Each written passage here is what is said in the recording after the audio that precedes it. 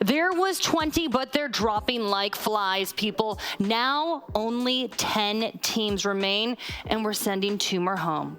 We're breaking hearts today. Happy Valentine's Day. Fresh and, aw, y'all look so festive.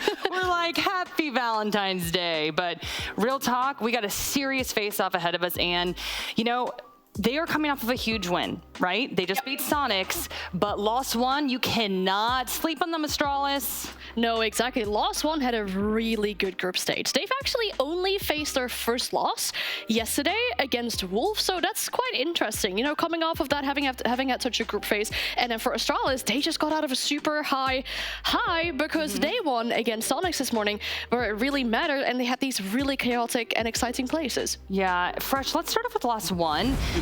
Real talk, that was a shocking loss to the Wolves in 2, right? So what do you think that they took from that loss? What are they going to take from that defeat and put it into today? I think a little bit of experience, if I'm being honest, Jackie. I think I alluded to it. Their group stage was genuinely excellent. I think the way they navigated that group stage, particularly playing for 2-1 victories, which is what we saw. They were getting themselves on 2 really good maps for loss 1. As long as it enabled, you know, even if it enabled 1 really good map for the opponent that they then lost.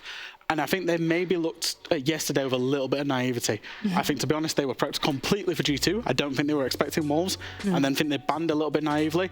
In terms of Wolves' strengths, they looked underprepared in that particular matchup. And I think we'd have seen a different loss 1 if they'd have been against G2. So again, I think they might have been prepared for Sonics today. So we've got to see how they come out of it. Oh gosh, you just gave me chills. Their whole game plan might be derailed. I hope that's not the case. I don't want to be too hard on them, Anne. Let's be positive. Dash performing quite well. Yeah. Maya, I know a lot of people are like, hey, we really need to see Maya step up. Real talk. Yeah, if you look at the players' performances for this roster, Dash is indeed leading the charge for his team with the best of going for KD, best going on entry, best rating, yada, yada, yada. We were hyping up Maya and Lobin as well coming into this tournament because those were the 2 players that really performed during those last chance qualifier games. And Maya is currently the lowest rated player on the team. That's not really something we were expecting. Also, Lobin, we're kind of wanting him to step up as well, not really been going as up to our expectations. But in the game that they played against Astralis earlier, because these teams have faced each other in Group C, Lobin was the MVP. Interesting. It's got to be a collective effort, right? They all got to turn up today. I want to talk about Astralis a little bit, though. Fresh, Astralis had a huge victory over the Sonics. Like that was very, very fun to watch. Will that chaotic play work here, though? I think so. I think there's nobody that likes chaotic play more than a Brazilian team. I think it's potentially even going to be a little bit more effective for Astralis. And, you know, if you was here with us, 3 hours ago when we're talking, you know, to the Astralis players, we're talking about that game. Astralis really are. They're just a force to themselves. They're an enigma.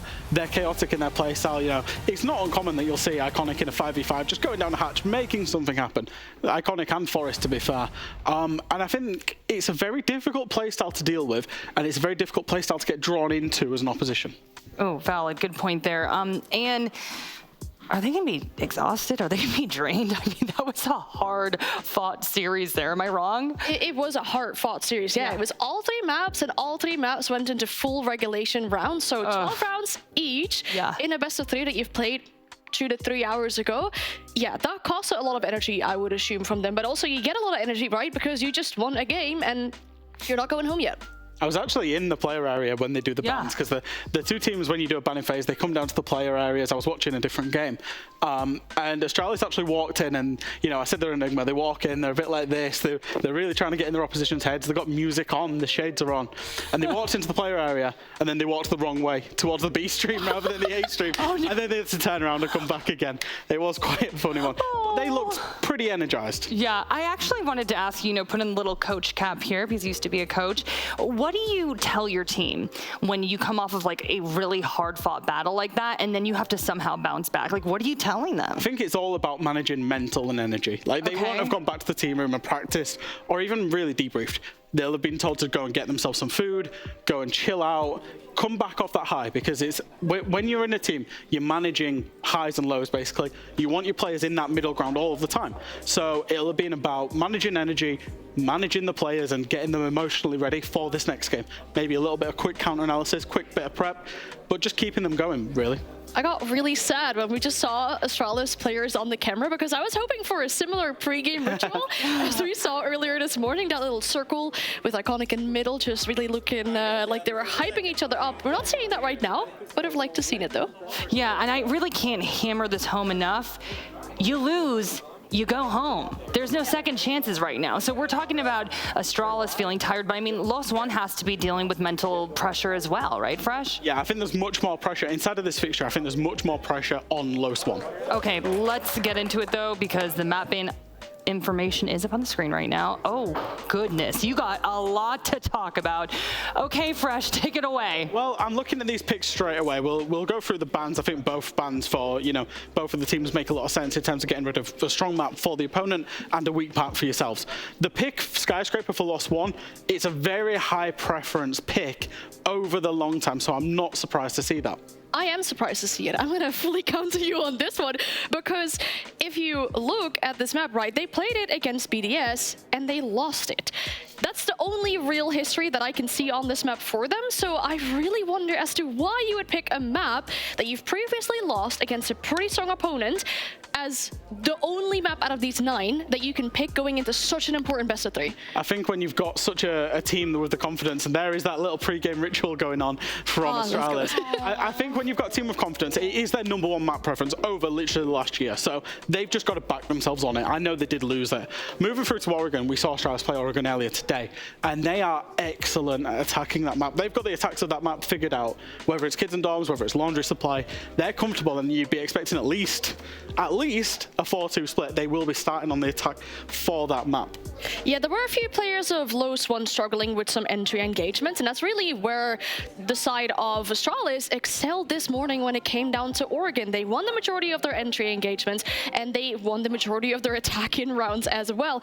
They do have multiple wins on this map. They also won it against BDS. They didn't pick it this morning, despite still being really good on attack. And for Los One, they have 1 win against Furia, where they won every single attack as well, but they lost 1 defense. This is so cute, by the way. Or maybe I should say fierce. They're getting into it, right? But I'm just like, I love the chemistry and the camaraderie I can feel with this team, man. Yes, and then we go to the decider, where I have really big question marks as well, right? It was Astralis that got the last saying. They banned Cafe to put us down to border, but it's... Last one won it against Cyclops. They won it against Oxygen. It's one of their better attack and win rates, but for Astralis, this is a great map. They actually won it versus last one in the group stage, and that was the only map that they managed to win during that best of 3, right? It was a 2v1 score or 2-1 score for Los One. They also lost it versus Sonics this morning, and they won it against Cyclops and Oxygen in groups. So it's a very high preference for Astralis, and I'm surprised it was still in there by the time they got to the decider. I think it's one of them where the map pools are somewhat complementary, especially with regards to that final map, that both teams fancy themselves on it, and they like themselves on it in terms of it being that kind of third, fourth preference map for both teams, and therefore it feels like a natural fit of a decider. I think it is important to note as well is that the ban plays, as you say, and it played out completely differently when these teams played each other in groups to how it has today.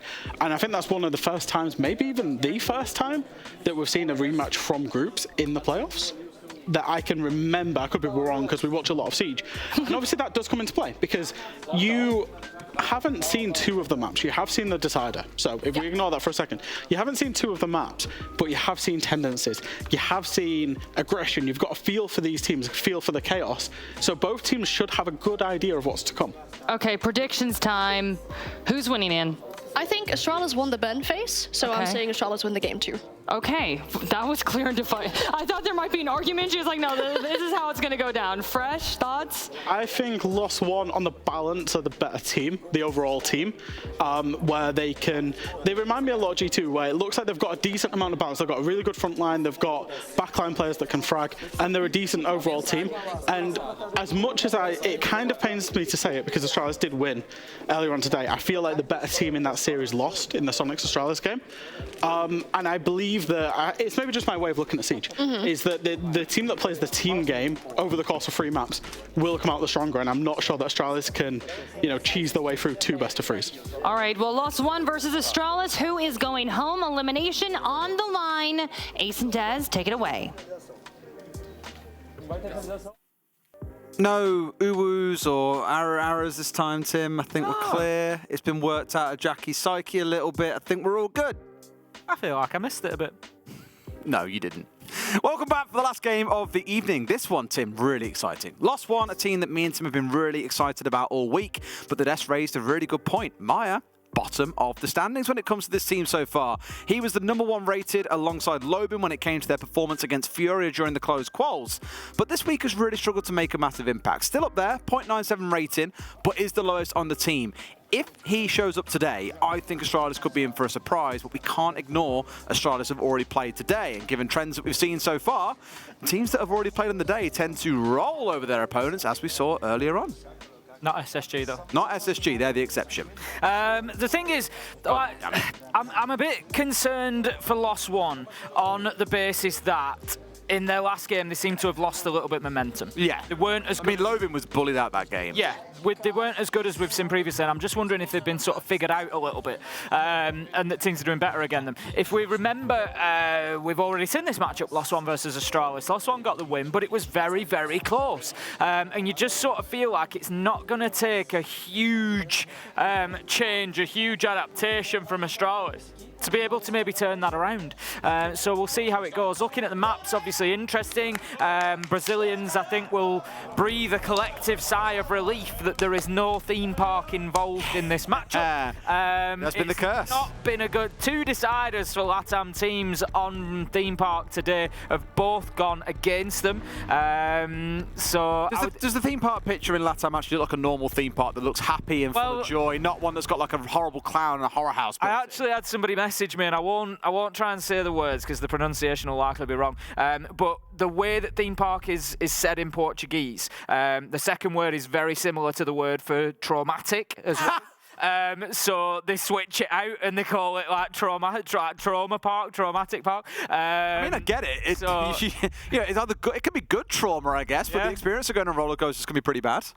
So yeah, I think a little play on words that they have on that side of things already. So it's just, it's doubled down and proved that for them today, hasn't it? But we're going to have Ying Dokabe Azame coming in as our band. Skyscraper will be our first map here. I love it. The choice of Lost One. I love it. Love it. Coming into this kind of map as a start of a series is a real exciting one for me. It's my favourite map to cast on as well. For these two teams, you've already seen in the intro, in the pre-game, just how much energy is behind them as well. Both really excited, all gassing each other up as well. I know Astralis have the little dance with Iconic in the centre. Lost One, more about all the hands in the middle and cheering together. But they're gassed up for this. They know that the loser goes home, so you guys at home should be as well. We start things off with Astralis defending Karaoke and T. Immediately, the foothole's being opened up. It just allows, obviously, attention to be paid from right across on the other side. So from T, you can watch what's going on inside of Karaoke without giving too much away. There's going to be positions taken up inside of Geisha as well. I'd expect, we'll see, I was going to say for the external wall to be reinforced, but it hasn't been as of yet. We'll see. I wouldn't have thought that will survive to the end of the round. It'd be a free walk-in pretty much for the attackers of Lost One, if that was the case. There we go. Don't panic me like that, Astralis. Two of them went in, didn't reinforce it, went back out. I was a little bit concerned. But as far as defensive setups goes, everybody has their own individual tasks. So things like that happen when they happen. Unsurprisingly, you are going to see this extension out towards the east side, even with Bandit batteries being committed here as well, alongside a mirror window. Okay. Quite like this as a whole. It's very, very light, mind you, but it's hard to assault into it as well. They've got the electrified wall behind the mirror, so it can't easily be taken out. If a player is going to shoot out the mirror window, really, they need to come and challenge inside of terrace first, which is not going to be an easy task because you have support from Drum on the defensive side. So I'm liking this starting setup from Astralis. Not committing too much out there, but enough that it could really cause Lost One some issues. It could do. Maya is going to be getting the wall open to the top of main stairs there straight away. So a good start. We're going to have Rise opening up the wall into Geisha. 45 seconds into the round and two important breaches have been completed. So that's a strong start for Lost One here. They're certainly not messing about. They're wanting to get in there quickly. Obviously the position behind Small Bar is being held down for the time being by Astralis, but there's a couple of drones going in there and I think they're going to start feeling pressure and probably have to dip back towards Drum fairly quickly. Sure, I mean, if Forest can hold this down for even, what, a minute and still dip away in safety, then fantastic. As of yet, not feeling any pressure coming through. For Lost One, they don't want to all just going through display. We've seen some teams really try and force display as an entry point into the map, and they've just been absolutely slaughtered on the way through. Drones still being used and chewed through here. 4 down so far as another EE1D comes out. Lobe down to just 1 left in pocket, and as of yet, Lost One haven't broken this east side hold. Iconic in the middle, though, loses out to Maya. I like the setup, but you've got to win your gunfights if you're going to hold it down. Forest is going to be, as I said, dipping back to drum, but he's going to be just keeping hold of that position as long as possible. But like you said, the gunfights are going to be the key factors here, Des. As Rise looks to move in, I'm not sure if he's aware of the mirror. No, Forest nice and easy. Rise not pre-firing around that corner, and he might just rue that fact as it brings us back to a 4v4. Maya manages to get one. Dots in on the action as well. Jesus, Maya. Lost along the way. Maya heard what you said, Des, and does not want to be looked at as a bottom-rated player in this team. I mean, top rated here, 3-0 in the first round, charging through that north side of the map and making it all happen for Lost One. Plants going down, and Forest, a player that I've bigged up to no end this week. Incredible entry stats, incredible plant stats throughout the year in NAL, changing roles and still shining, but can do nothing as Maya closes to 4K. That's him right there, in case you're wondering. The second on camera, celebrating off because he knows that's the way you make an entry into a series. What a start. Jesus. Coming out of Lost One. Have Maya, mate. Forget the rest of them. Yeah, very true. Okay. To be fair, Astralis weren't a million miles behind on that one. It was a 1v2, diffuser down. It's, you know, it's really not the end of the world. This isn't a map choice. Not a terrible start from them. They're going to need to get, I think, at least 2 or 3 on the defence here, realistically, and that could honestly prove to be a problem. I've just got a little feeling about this game, and I could be proved wrong as we go, but I've just got a feeling that both of these teams might actually take their own map choices reasonably convincingly, and we'll end up on a border showdown. But we've seen Lost One play very well on border, so I'm not sure how well that will favour Astralis. But we're only 1 round in. There's a lot of work to be done yet. Whew, okay, good start. Again, I will not knock Astralis to that first round defense. I think actually it's a really cool defense that I don't recall seeing on this map before. I think once they saw Iconic lose out in Dragon, and that kind of removed any north side support coming in for the mirror, that's where Forest had to back away towards Drum. But we've seen more and more teams doing this, especially where teams are slow, and Lost One aren't really a slow team, but Astralis, you can see, are trying to force the point. They have to kind of jump over several hurdles before they can think about executing. So you manage to clear Iconic off Dragon, then you've got to try and clear the mirror, for example, down towards the south. Then you've got to clear Shrine, you've got to clear through Drum, and then you can start thinking about the site. It just puts up a lot of roadblocks, a lot of problems for the attacking team to solve.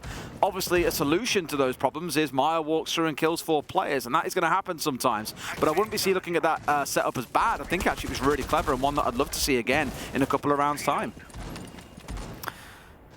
Dots is on the rappel of Karaoke. Just going to dump the drones in. Lost One going for the information. He's taken the throw up onto the top. I didn't know if he was maybe going to leave it up there. You can just leave them sort of perched on the top. It'll get you a lot of information. Dots going to just pepper through the wall at the minute, but the man has moved.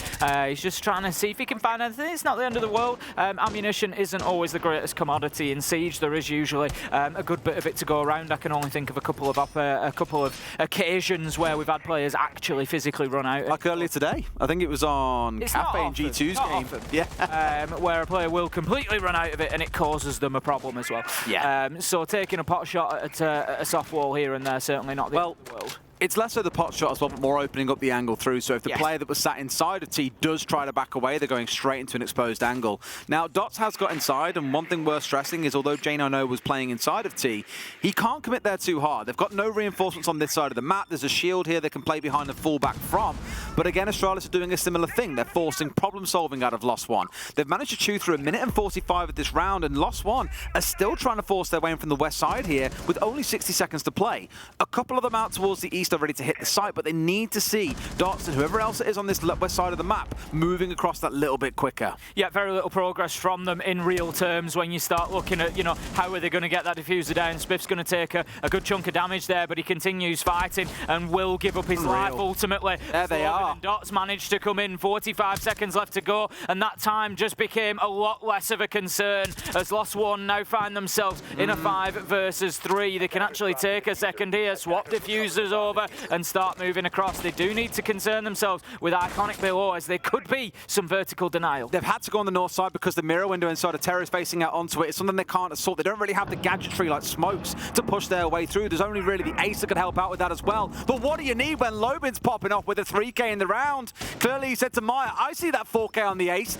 Give me that operator. I'm getting 3 for myself. Iconic rope wrapping around below here, trying to see what he can do. But can he win even out 1v1 here? He can get the 1, but cannot get the next. Dash with the close down. Lost 1. And Ace in particular are flying. I feel like there's a little bit of a mistake from Astralis there. Iconic on the Solis runs into Geisha, and the wall was reinforced. He didn't expect it.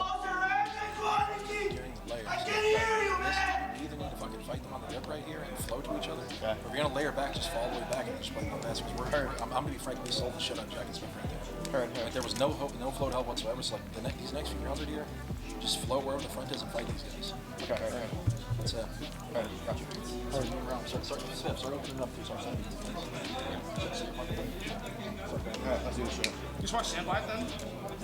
Or do roll call? Whatever you guys walk out.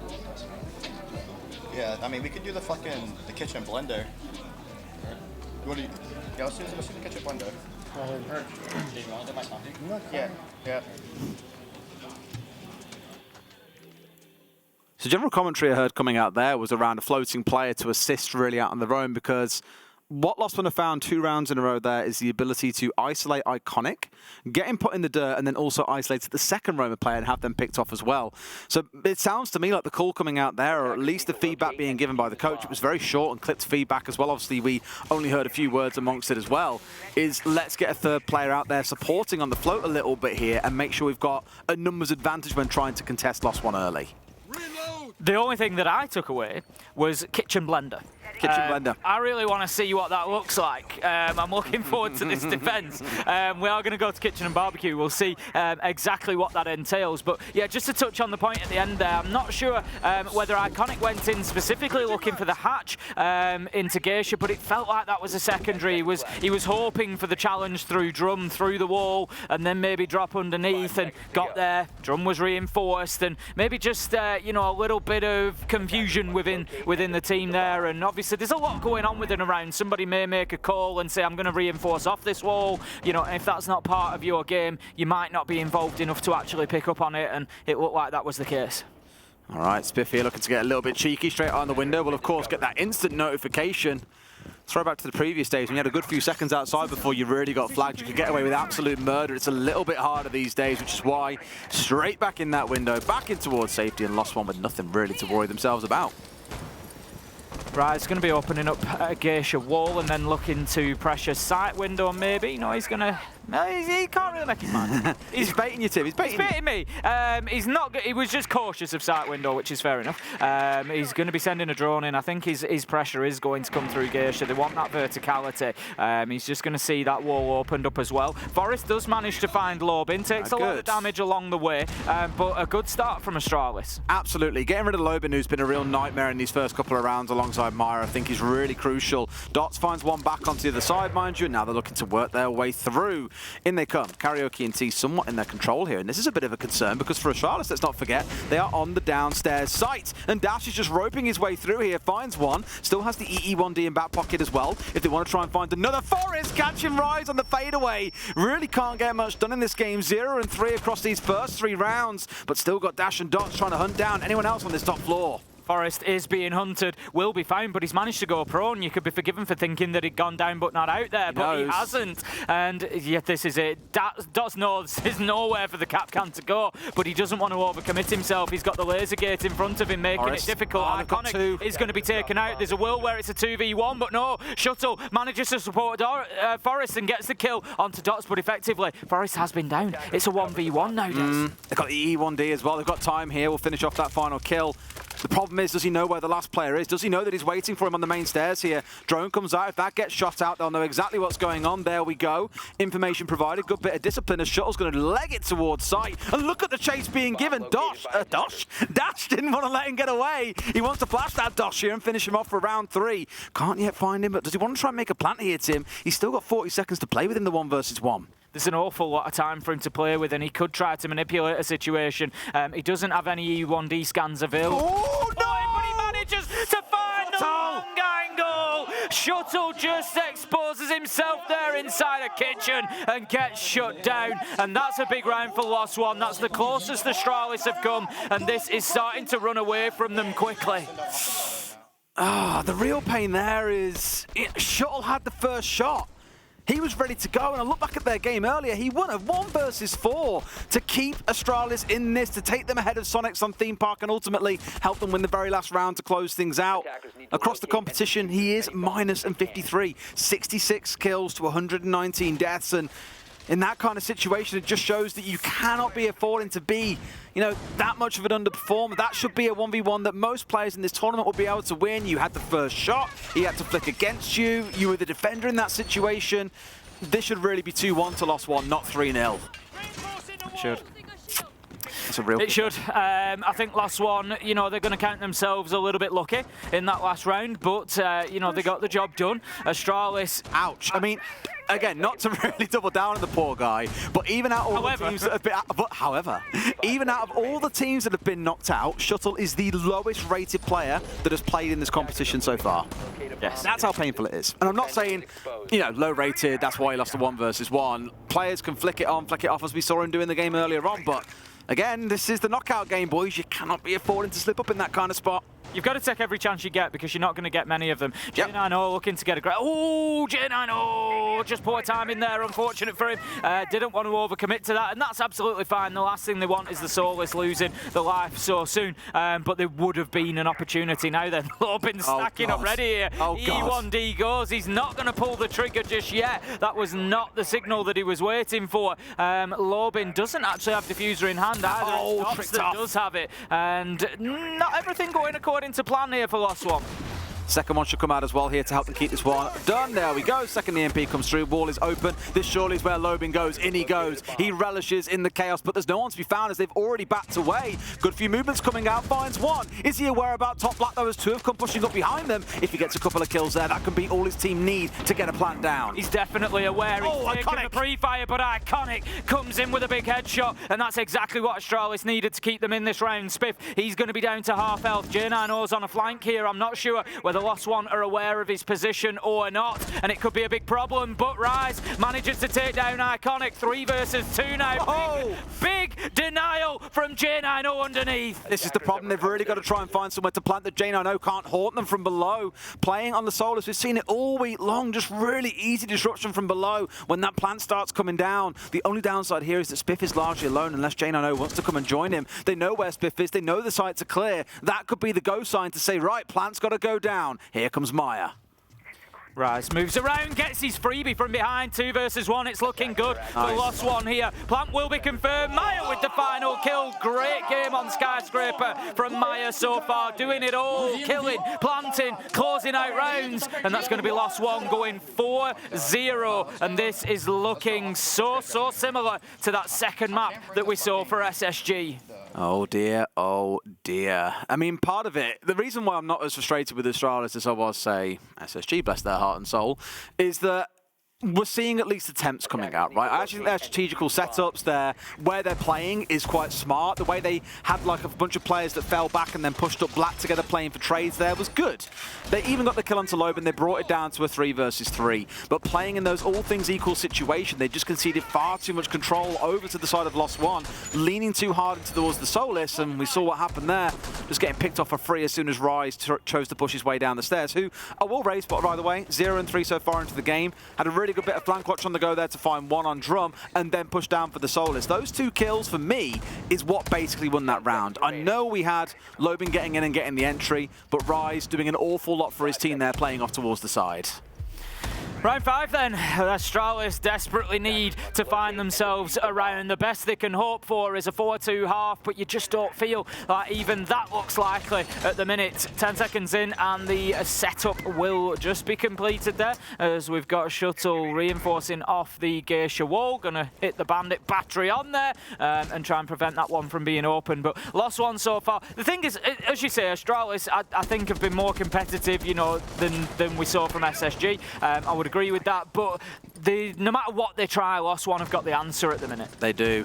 And really, it feels like Astralis are being forced to play Lost One's game, even though the Astralis are the defenders, and really defenders normally mandate where the action happens, what are the main areas of the map to be contested. It feels like Lost One are saying, no, this is where the fight happens, and you're going to have to work to us. So it's a real, you know, they're really putting the pressure on them as well and kind of imposing themselves upon Astralis, who have got to find a way back in. They had that timeout after the second round, and now they can't adapt to the other issues that have cropped up in the last couple.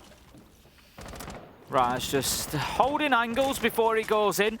He's actually going to just try and bait somebody out there. He throws in the drone, and he's got it on the advanced deployment, obviously, so he doesn't go straight into it. And it's just an option to keep peeking in there and see if anybody wants to try and rush out and see if there's an opportunity for a quick kill, but nobody will go for it. Halfway through the round then, 5 versus 5 still. We haven't had that opening kill. Lost One have managed to get themselves established inside of the map. I'm not sure they're aware of Iconic flanking up the black stairs, though.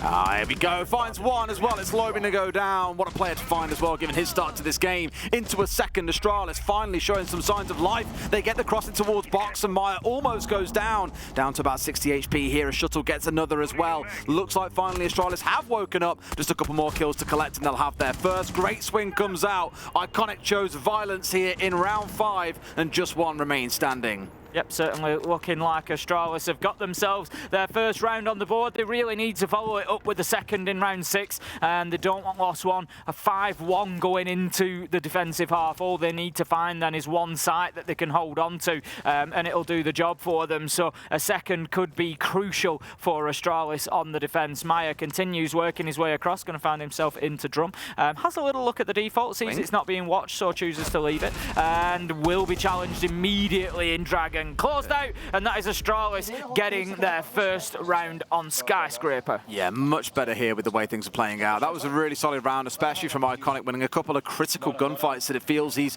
lost otherwise on the entry. We spoke in those first few rounds about the push through, J9O going down, Iconic going down, just losing out on gunfights to Maya and Lobin. Finally, they get a bit of a response back. It gives them a smidge of breathing room, Tim, but I think they'll still be really disappointed at a potential 4-2 half here, and it isn't even finished. There's still the option for it to become a 5-1 attack in half for Lost One. It is their map pick, absolutely, but it still feels a little bit nerve-wracking if you're an Astralis fan. It certainly does. In we go to Kitchen and Barbecue then for our final defense for Astralis. They weren't able to hold on to it last time, but it was a 1v1. It was very, very close. And so you feel like maybe they can get this one done if it's going to come down to those sort of margins. And obviously that's their thoughts as well. So they've gone back to the same position. They've got the Frost on side with Shuttle. We've seen a couple of people getting themselves caught up in those bear traps, in those frost mats. So far at the SI, it's easily done, especially when you're going in being challenged by players of this caliber. You want to be guns up, not looking at the ground, so they are easily missed. Absolutely. Again, we spoke about it earlier on. Capcan traps, frost mats, even goo mines. A number of times they've really given away crucial deaths at the other side. Has been pretty magical and may well still continue. Let's see how things shape up again. Who's bearing the ace this round? No one, because ace seemed to be the lucky pick throughout most of those rounds, to be honest with you, Tim, getting the majority of the kills across them, especially in those first 2. Here, though, the hard breacher being dropped away in favour of the Hibana coming in for Rise. He has played that a couple of times so far in the half, but just to double down on potential roamers, that Jackal's here for Maya to help try and sniff this one away. Iconic going to be working his way around top floor. The Solace has proved to be effective a couple of times. They've managed to pull off a couple of flanks, only securing one round because of it, really, in that last round. But still, we know how good Iconic can be, so certainly an operator to be watching here. Maya going in, they're being careful. Just in case. I mean, that was definitely droned, but still checked anyway. As soon as you see the frost, you really do have to double check. It's so easy for something like that to be misdroned. But you can see the effect it has. You know, it might be a second here, a second there, but if that's done 20 times over the round by different players, that's 20 seconds, you know, that hasn't been used. Really interesting that you've got Lobin being the one to drone Maya all the way through the building here, and they have got there a great nade coming out of dots. I think he self-droned that one earlier, actually. Potentially almost a second coming in. Maya just flicks onto the head and finds another. Where are you going? Because you ain't going nowhere. Oh my God. A 3K in the round. Shuttle left standing. Finally gets a little bit of revenge on Maya, but in doing so gives himself away. And here come Lost One. Lobin and Maya are dominating this game. They're absolutely all over it. Astralis were completely lost at sea there, Des. They had absolutely no idea that Maya was in amongst them. Got a few free kills there and just able to absolutely decimate Astralis. And, you know, I've got a feel for Shuttle a little bit at this point. You know, how many 1vXs is he going to find himself in today? Maya's just on it as well. These shots that he's landing. Unreal. What I love is, coming into this, Lobin said in an interview, you know, you're not ready for me and Maya. He didn't say you're not ready for me or for us, for me and Maya. And that's not him trying to write off the rest of his team, but these two were an absolute terror as an entry duo coming out during the qualifiers. And I feel, really, being honest with you, this is the first game we are seeing them both come up as a pairing, both going absolutely huge. I know Lobin isn't absolutely racked up to the high hilts here on kills, but you cannot ignore the impact that he's had in the rounds where he has got kills, and in that last round was responsible for droning Maya in to collect those 2 or 3.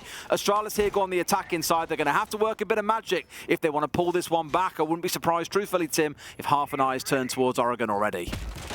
Yeah, I think you start getting to that point. Obviously, Astralis are going to look at this one round at a time, you know, looking to get themselves just back into things, get a toe in things. But at the minute, you've really got to sort of focus. And I think mentally there is an element where you can write it off a little bit and think, you know, it's not our map pick. Maybe it's not one, you know, that we're huge fans of. So let's just forget about it, and we're going to do the same to them on Oregon. The one thing that I would be concerned about with Oregon is it's a long time staple of the map pool. I'd put it in there with Clubhouse. You know, it's a map that everybody just needs to be able to play. It's not overly complicated. It's not a huge map.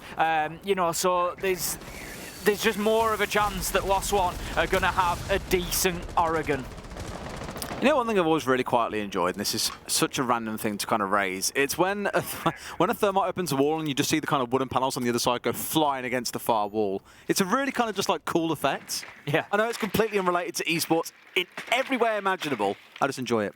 You enjoy it, Des? I find my little joy in small things, mate. I'm a That's why I quite like being around you, because you're so small. I'm a thermite enjoyer as well, don't worry about it.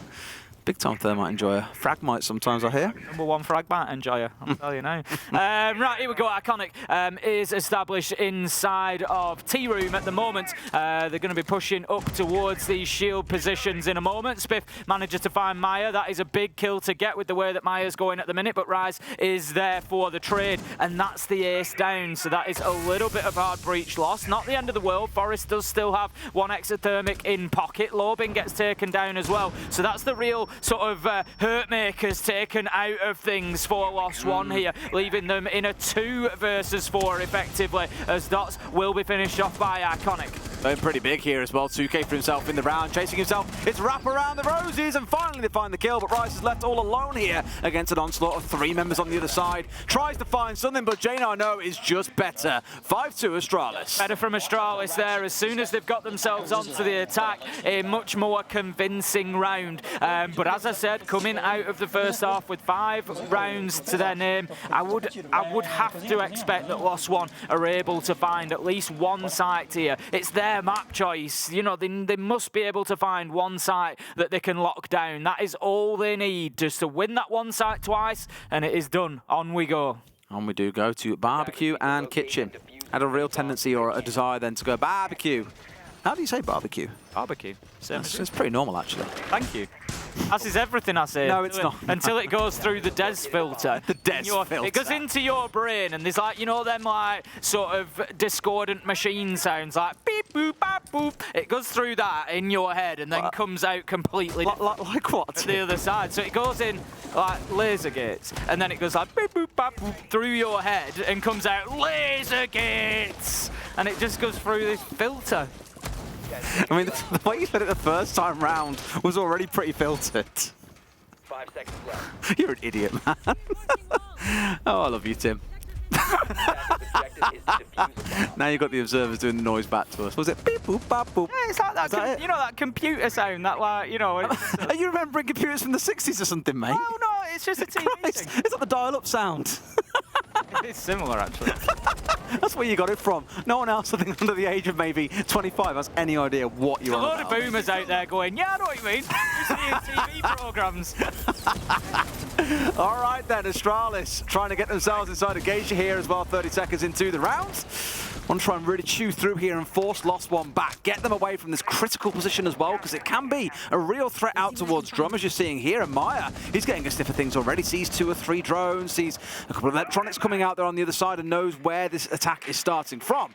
And no doubt commands are being barked across that Lost One roster now to rotate round and be prepared to deal with it.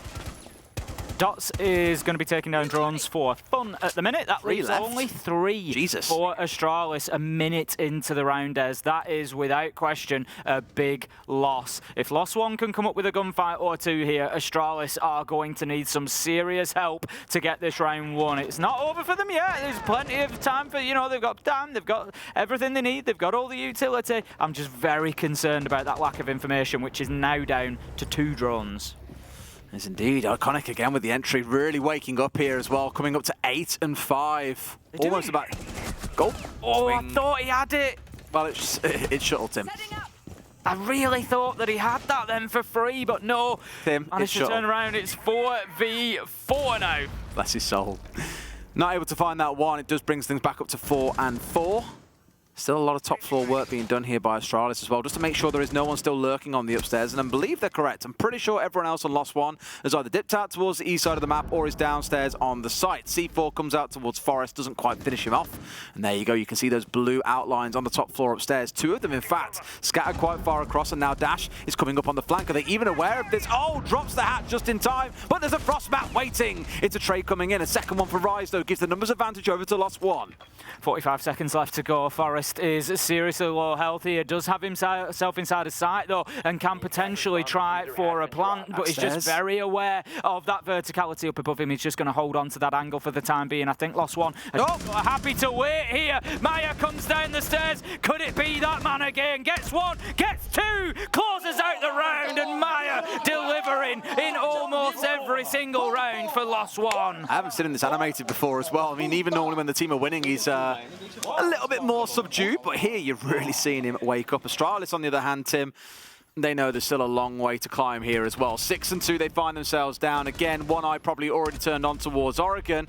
But as we always say, you can only play the round that is in front of you. Karaoke and T coming up next for Lost One. You've always got to think as well about sort of the longevity of, your positive mentality. And I think Astralis are a very positive team. I'm not suggesting that this is going to be affecting them too much. But ultimately, if you have to lose a map going into the second map, would you rather lose it 7-2 or would you rather lose it 8-7? Yeah. At least if you've been super competitive in there, it's been hard fought, you can write it off a little bit. But this is a beating. There's no other way of putting it at the minute. Astralis really struggling to get anything going. And it could be the case for them continuing into the second map. I like this setup. I've seen something like it, but I haven't seen the castle barricade coming onto the Geisha box is a new one. Normally it's still kept open as a form of, rotate back out to join the rest of the team. I'm a little bit concerned that their only way out of Geisha here is straight into the waiting arms of Drum. So as soon as they lose Drum control, no one can play it. Thank you very much for pointing it out. The hatch is indeed open. The hatch is open. They have the ability to drop. There is a rotate to the Black Corridor as well, where they've opened up the line of sight towards Black Stairs. They've opened it up vertically above so that you can hop through. They have made. Yeah, that's what I mean, but their only way out is there to get out of Geisha on that same level, which puts you straight into a vault animation locked in towards Drum, and you'll die for it, is my concern. Otherwise, yes, you're dropping the hatch, and if Astralis get a good read into that, it's going to be real scary dropping straight inside of there. Lobin getting cheeky and Iconic. I think took the right approach there, getting on his drone early on. Lobin backs away, ready to take a second firefight if it calls. Yeah, fortunately for Iconic, he'd gone to the crouch position. Otherwise, his head might just have been showing there. He's actually going to dip away. He doesn't want to go straight into that fight, and you can't blame him. If he knows that Lobin's just inside of there, you know that you're going to be playing into their crosshairs. So a minute gone so far, and we don't have anybody inside of the map from Astralis just yet. We don't. Still sniffing things out, I think, and trying to figure out exactly how to break this down, because, again, it's the first time I've seen it. I wouldn't be surprised if it's their first time coming across a setup like this as well. Like, even this is a little bit strange as well. Right at the top of the stairs, a crouch hole coming through with a mirror window in front of it, plus this little... I want to say weird, but it's quite cool, actually. The setup inside of Geisha as well. Even if they get control of Geisha themselves, they're going to have to get in there and destroy away the castle barricades that are there, which means going through those breaching charges, which they've got 9 of them, in fact, as well. So they have come ready to deal with it, but it's still one of those you have to slowly unravel step by step. certainly is. Iconic is trying to take that first step, pushing forward, not going to find anybody at the moment. Needs to be cautious, of course, because, of course, the Solace will pick up if using the Hell Presence Reduction device, the electronic signal. Look at that from Shuttle. Nice. Beautiful headshot through onto Dash. A great entry for Astralis there. Of course, there's no more mistakes for them left. They've got to win 4 rounds in a row now if they want to continue here on Skyscraper, and that, at least, is a good start towards doing so. Got rid of one of the mirror windows from below, making use of that soft flooring. The one that's inside of here is still closed up nice and tight. Trying to get nades in from below, I think, but they are now out of nades. All 4 consumed. It doesn't stop Spit, though, gunning through a player. Maya gets the trade back on the other side. It was 12 and 4. What a game he's having so far, as we've said now already quite a few times. Iconic being taken down by Rise as well. There's one at top black. It's a 3v2. But here comes the slaughter. Maya finds one. Lucky not to find a second there as well. 2v2. Maya's at this point potentially just going to completely shut them down at the top of Black Stairs. They've had no answer to him. He's been using multiple angles. Nobody can stop him right now. Maya the Machine takes down Forest and leaves us in a 2 versus 1. It's all over, and it's that man once again. Maya the Machine just keeps on crushing everyone in front of him, and that is Lost One taking map 1 in rapid time. The Machine or the Menace? We'll leave you guys to decide. What a showing from Maya and from Lost One. Crushing Astralis in their first map. Yep, it was their pick, but my concern is, Tim, they are hitting their shots. I don't think that's something that disappears between maps. No, and this is what I said, you know, for Astralis, it's going to be a tough one to move on from. Let's not forget, I'll remind everybody at home the stakes that are on here, and that is the loser goes home. You're out of the tournament, and now Astralis are facing an uphill battle. They've got their map choice, but as I say, I expect every team in this tournament to be at least a 7 out of 10 on Oregon. I expect them to be capable. Well, Tim, we'll find out if both teams are a 7 out of 10 after a short break.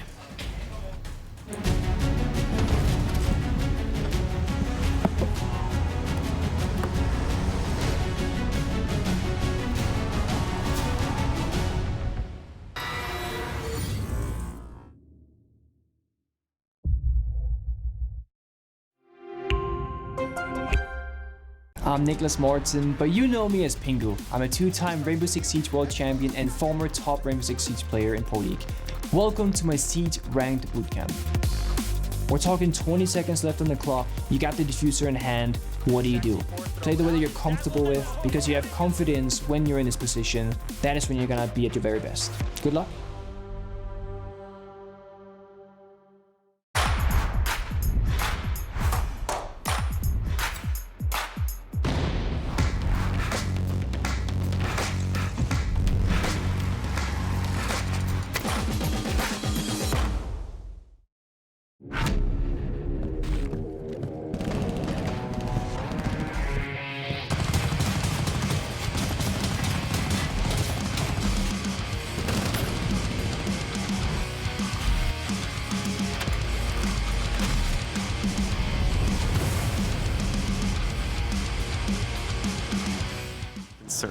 Well, this is going to be the most successful site that we're traveling to. 89 plays so far this tournament, a 58% success rate when the defense does go to Archives and Armory. So we'll see if BDS can try and help those odds even more. The defensive win rate overall of Border right now, actually almost right down the middle, 52%. Is there anything closer? I don't think there is. Villa and Bank are both tied with Border actually at 52% for our most offender-sided. Nothing actually truly offender-sided currently right now for Siege maps in the pool. So quite interesting stats that we've had so far throughout not only our group stage, but also our playoff stage here. Now BDS set up for the very last round here on round 6, at least for this half. M&M looking to go about things in a very similar fashion, at least operator line-wise up than we've seen prior.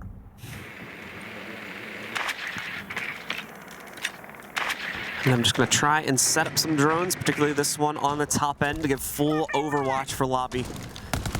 See if it potentially catches any roaming members of the BDS defense once we reach a little bit deeper into this round. But for now, it's obviously just the usual build-up for M&M, as they need to clear things out first with these Rotero drones, trying to... Oh, Shaiko drifting a little bit too close to that one there. It loses a little over half his HP from the explosion. He does not expect the radius of it to spread that far out. Big mistake made by him, but hopefully recoverable later on in the round here. Still has capability to fight, of course, but we'll see just how limited his own aggressive lanes are going to be as a result of that excess damage he just took for himself. Meanwhile, on the M&M side of things, we are seeing them continue to kind of wait out for an opportunity, not being gifted one just yet, as BDS is playing into a bit of a trickier setup here. They need to figure out the best way to work around it, it would seem. Use this as well. Basically having a lineup against one of the members of BDS. They're tucked a bit deeper into the site, but has not gotten the cross for it yet. He needs to commit a bit deeper to that angle in order to see it. Eminem's got a big stack trying to broil up towards something here. We've got 3 players working their way over, but nice denial comes in from Shaiko, prevents the distraction from being deployed over into security. He's ready for this challenge because of that one. The spray not landing where it needs to. He'll be forced to reposition, however, corrects to find the kill there. Solitov, though, finds a trade against the door, going into the actual site, and a second pickup to trade out Shaiko also. Nello with the find on Like Effect. Once again, a much cleaner play overall from M&M, as it looks like they're going to be leaning into taking this site for a 3rd consecutive time in this half. Alems trying to change his team's fate in that regard, steals 1 trade back, ready for the second push to come in as well, but also having to contend against this potential lockers lean in.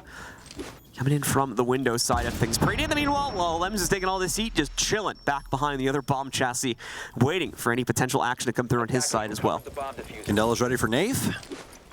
Are we going in? Yes, indeed we are. It's going to force Alems back. He tries to take the peek. Alems down to use this. Big damage from Brede. He's got 2 to find and TCS 12. See if he can get it done. This TCSG, an amazing gun at the end of the day. To try and drop off and play this out with potentially the Nitro Cell. Going to run right over to the far side. It seems like they got a yellow ping. Solitov, is he going to make it through? He will, and he gets away as well. Brede, very minimal HP now, and a clutch moment for him. If you want to check out that clutch, you have to go and watch the other stream. We're back here with Lost One coming up against Astralis. For those who maybe didn't catch it, 7-2 to Lost One on Skyscraper, their own map pick. It was pretty dominant, Tim. And now we go into Oregon, where Lost One start on the defense. Yeah, I think that suits them. And it's, you know, it is Astralis' map pick, so we will expect Astralis to have the better performance here. I'm just not sure if they're off the pace a little bit. And I'm hoping that they can pick it up in time before the unspeakable, the unthinkable happens and they find themselves dumped out of SI 2023, which is a very real possibility for them on Oregon now. The big problem, or the 2 big problems that they've got, are named Lobin and Maya, both particularly going fantastically well on Skyscraper and really turning up for Lost One in that last map. If they continue in that fashion, I'm not sure that any level of gameplay, you know, being any level of good on Oregon is going to combat that. Absolutely not. And in case you missed some of those stats as well, just look at Maya. 15 and 4. A rating of 202. More than double the kind of expected level you'd see players at the 100 mark. It does kind of show with that number, by the way, if they are at, below, or above the expectation of where a player should be performing.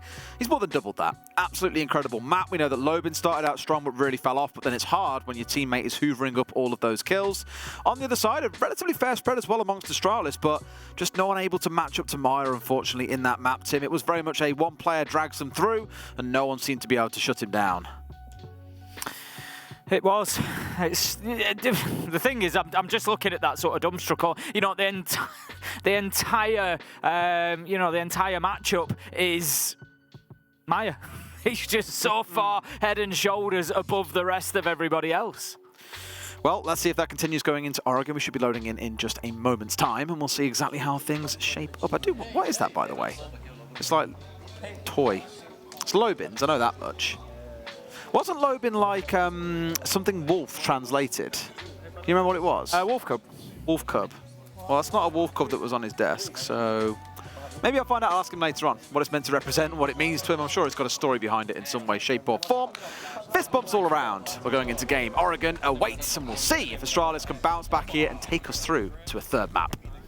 It's going to be, it's going to need to be one heck of a bounce back, is what I would say. It's certainly been it's certainly been a rough ride for them so far. But, I mean, in some ways, I guess you sort of look at it and think, well, at least it was quick. You know, yes, the result is it's sort of like taking off a Band-Aid, isn't it? You know, quick and painful, but just get it over with and get on to the next. And maybe it doesn't affect them too much, you know, rather than a long drawn-out affair that they then lose. But Dokabit will be our first ban on Oregon. Ying will follow up for Astralis.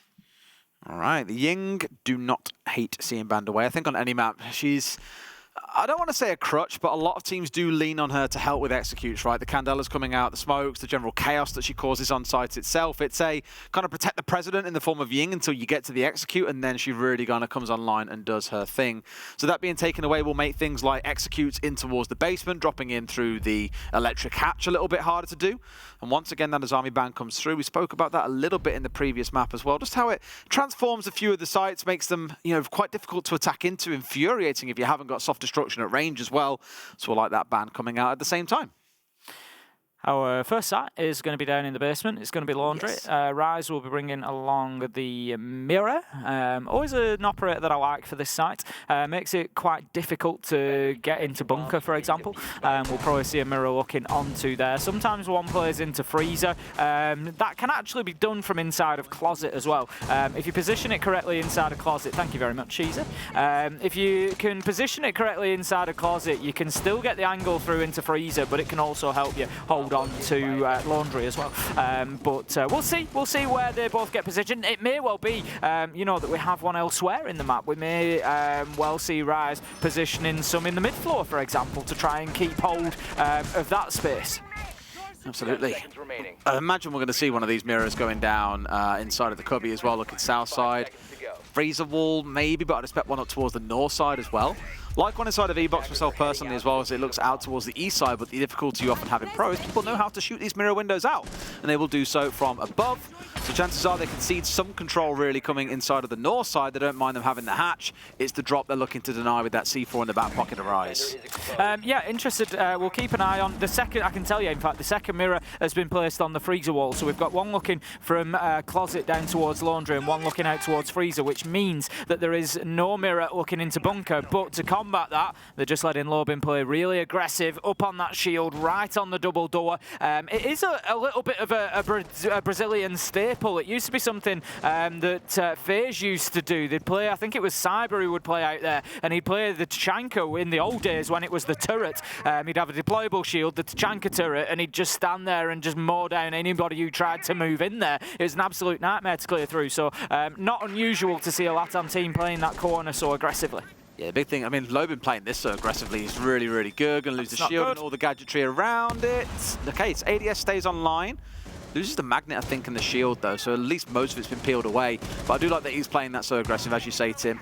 Really kind of stings Latam when you see a player looking to go that aggressive that early into the round. Outside of that, though, I'm looking towards those two mirror windows and just seeing how important the Laundry is towards this hold. If they can keep control of that, both mirror windows stay online. One mirror window also helps defend that little bit better. Dots is the one to fall down first. But if they can break either of those mirror windows out of the way and start getting a march forward, they'll be in a fantastic position.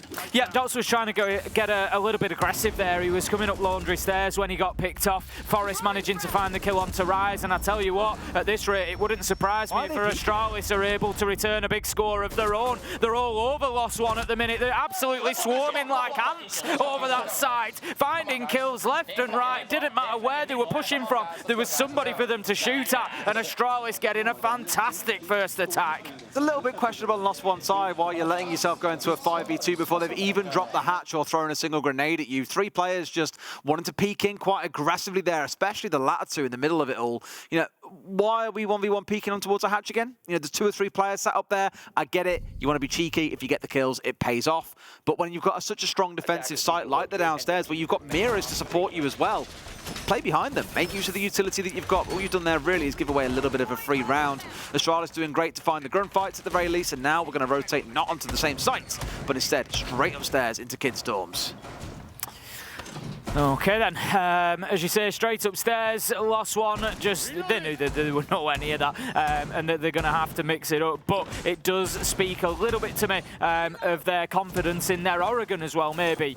You know, if they're already feeling one round in, look, you know, that's a side that we're not really going to hold on to against that attack, so we need to try elsewhere. I don't think it's a bad thing, but just in terms of the next 5 rounds, it makes me a little bit concerned for lost one. Astralis, the thing is, Astralis could really answer back here. If they can come in and put a 7-2 in on Oregon, then what a message it sends. Oh, massively, and then it makes it really hard to call which way Border goes. And we were looking at the map bans before we came into the series, and we were kind of like, oh, you know, Border, we've had some really poor borders. But then when I think about it, we've also had some amazing borders. Border feels a bit like, you know, Marmite. It goes one way or the other. You love it or you hate it. It's either amazing or it's quite poor. There never really seems to be much of an in-between. No, exactly that. I think. I thought you were going to mock me for the Marmite comparison then. No, I'll let you have that one. All right, sure. I think if it gets there, I think it's going to be an absolute war between these two. I don't think there's going to be a clear winner. As I said, we know that Lost One are pretty good on Border. We've seen them already. But I just think if it gets to that point, it's going to be a case of just, you know, an absolute slugfest with them both going at each other. For the time being, though, we need to get past Oregon, or Astralis need to get past Oregon. Having lost that first map in quick time, I think it was about 30 minutes that it took for that to be done and dusted. They find themselves trying to get back into the overall match here. 1-0 up after the first round, and this time attacking onto the top floor. Can Shuttle get it inside? No! Watch out for your teammates. They are also nearby. Just gonna let that one drive itself into the corner before it explodes out, and try again with another one, I imagine. I appreciate the attempt, at least. We all appreciate the attempt. Certainly not an easy jump to make. Forest is going to be looking to get in an open master closet. That would be the standard point of ingress. I'm interested to see there's nothing going on from Astralis in towards Attic at the minute. There's nobody on double window, and so it is a little bit one-dimensional at the minute.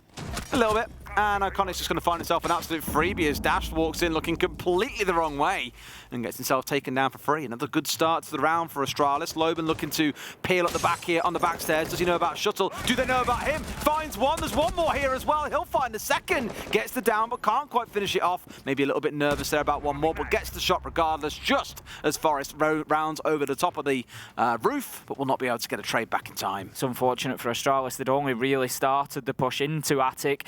You know, not long before that, as I'd said, it was all very much stacking up towards Master, but Lobin, he's going to get himself back in through those rotations that have been opened. I think he knows that Iconic was on his tail, so he's just going to get himself back to some safety there. He'll take his gunfights. We know that Lobin won't back down. He keeps trying, half health. He's going for this. That is ludicrous.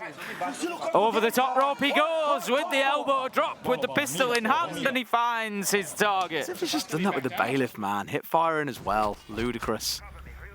Okay, a good response. All work being done by Lobin. Again, I won't take that away from anyone else in the round realistically, but that was all Lobin. That was filthy. You know, getting the two inside that were trying to push in through Attic, getting the third one as well, just completely transforming that round, because Forest also had the diffuser playing off towards Master. You know, he can't do anything if he doesn't have the support coming in from Attic's side, so he himself had to try and rotate over. Overall, just a really good closeout though. Nothing more to say than that. Right then, back downstairs, and can Lost One hold on better? Like you say, lost a lot of people last time around before they got into any real position to do anything. They didn't drop the hatches, they didn't do anything else, and they got 3 kills. So I think, for me, I think Lost One would do well to maybe get somebody out on the roam, just try and waste a little bit of time, pick up a kill, maybe somebody like a Maya or a Lobin that have just, you know, been hitting their shots, get them out there. Maya's probably not the best being on the 1-speed Malusi now, but maybe get Lobin on the Jaeger, just get him out there in the map, let him make a nuisance of himself, and let him waste some time, because from very early in the round, in the first round, Astralis were swarming all over them. They were, you know, they had every angle covered into sight, and they just had an age to go at. Oh, here we go as well. This one looks going to get a bit of utility for free. Yep, glues to that wall there like a magnet. Quite literally, the Banshee taken off as well. Rise now going to have to dig himself back a bit, and Lobin tries to get a bit cheeky. Forest, though, just a little bit too wise to his antics. He is. The drone's going to go into the top floor of Attic. So paying good attention, making sure that nobody's up there, not going to be walking into any sort of a trap. And they can start getting themselves inside of the map now. We've got Dash over on Freezer stairs. He's going to be trying to hold on. Might find himself under a little bit of pressure soon as Spiff is heading in that direction. He's got some support. They've actually swapped over. It's going to be Dots that's trying to hold on to this with the shotgun at the short angle. And we'll see whether that aggression pays off. Spiff is ready and waiting. Had the nades in hand then for a second, trying to bounce it off the wall, potentially back down those stairs to see what damage he can do. But I think he's just expecting to get peeked at any moment, which is why he's a little bit hesitant about it. You can see that red laser sight coming into the wall. Just no one pushing up off the back of it as well, but at least it gives the giveaway that there is someone waiting on the downstairs. Astralis here still with tons of time to play with as well, now working around getting these hatches opened up. And hopefully for Lost One, we don't have any more silly repeats coming in of open hatches. Dash just holding a long angle there, going to take some damage as the pre-fire shots come through from Bunker. You can always make a good guess that there's somebody playing in and around Pillar, but they're going to need Dash to hold on to this position. He's going to be important because it will prevent the hatch drop coming in. Manages to do some damage to Forest. Can he find another? No. He's just going to dip back. He keeps going, keeps trying. He's got the ADS alive as well. That's going to be able to give him at least a semblance of protection. Drone's basically all gone as well for the side of Astralis here. So attacking in largely blind here. Ironically, less so for the Warden, who pops that gadget on. Rise coming in for a fight on towards Elbow. One comes in. Can he get the second? Yes, he does. A double finish down as well. And that is the assault coming in from the east. Slaughtered. Everywhere's been slaughtered, Tim. They've absolutely wiped them out there. Astralis giving up 2 lives to Elbow, you know, is a big problem because he didn't have a shield. He didn't have much utility to support him in holding that position. If 2 of you are going to push in, you've got to push in and get the kill. They, as it were sort of slightly badly timed. They were getting challenged from Pillar at the same time. And I feel like they just sort of walked into a little bit of a kill box, and that's something that Astralis don't really have the luxury of being able to do. They find themselves 2-1 down after the first half. Lost One, sorry, the first quarter rather. Lost One are going to take themselves into their tertiary site now, which is going to be Meeting. But even at this rate, they're going to have a 4-2 defensive half, which is pretty good going. Absolutely. Still plenty of ground, though, for Astralis to make up in their second half of this, where they could potentially really shut Lost One out. Again, remembering that it is Astralis' map pick. It is expected, at least in the first 6 rounds, when you're on the less favourable side, that you will go down in likely a few of the rounds. And a 3-3 split would be their dream. They'll take a 2-4, though. Here we go, then. As we go into that second quarter, we'll see how things shape up here on this offsite. Lobin, once again, going to be causing absolute bother for this enemy team, playing around on the Oryx. Joined somewhat by Maya, I imagine, being a little bit slower on the Goya, mind you. However, has been running around on the Malusi, which, as we all know now, is a 1-speed rather than a 3-speed. Still a very weird change to get used to, but one that is, well, in reality there, you have to deal with it. Certainly do. And, yeah, certainly not the Roma that she used to be. Here we go then. Top floor clearance is going to kick off for Astralis. Going to open that master bedroom door. Spiff just sends out the drone. He's going to be getting in there, feeding that information. Just checking that there's nobody due to run out, nobody playing around the bottom of main stairs before he looks to get over towards the balcony. And it's just going to assist Forest at getting in. This is quick, actually, from Astralis. They're not messing about. Rather than trying to push through rear stage, they're just going to open up the wall from garage, and they could get aggressive in towards site here. Lost One are definitely going to have to adapt and change. I mean, I've seen a really good execute here. This was a long time ago now, I'm talking, probably a couple of years ago, where Secret had a similar execute to this, where they opened up Meeting, they smoked it out, they hold a couple of cross angles and managed to get a plant down just inside that right-hand wall that's been opened up inside of Meeting. So I thought for a sec we might see them go for something similar, but I think more than anything else, they've just tried to make sure they have some exposure to be able to assault in towards Meeting, and the giveaway that they're not going to go for an execute there is that Forest is now rotating away and working his way up onto this top floor along with the rest of his team. Spiff going to be putting long-range shots through there. Not going to find anybody for the time being. Lost One are actually holding up pretty well so far. Still keeping that top floor presence. Haven't been forced out of at it yet. Dots has somehow managed to get himself inside a garage, which prevents that push coming through that Astralis were trying to apply pressure with from that side. He's going to get onto the Yokai drones and be feeding information, but Iconic manages to find Dash, and that is a good start for Astralis. Still plenty of time left here, but completely unaware of the man in Attic. Dots, he comes in as well. J90 with the trade, and that leaves us now 3 versus 2. Yeah, J90's in a real good power spot here as well. They run out of ammo together, I think. No! Maya's quicker on the draw. The pistol gets the shutdown onto Shuttle. And J9O got a push in solo here inside of sight. Doesn't have the diffuser to hand either. So it's going to be a little bit of hunt and kill, I imagine. He's got to work his way upstairs too. So this is looking really, really difficult. Largely pushing him blind, I think. In fact, no. Optin is said to go low, which means he threatens or has the threat of being shot from above as he tries to work his way forward.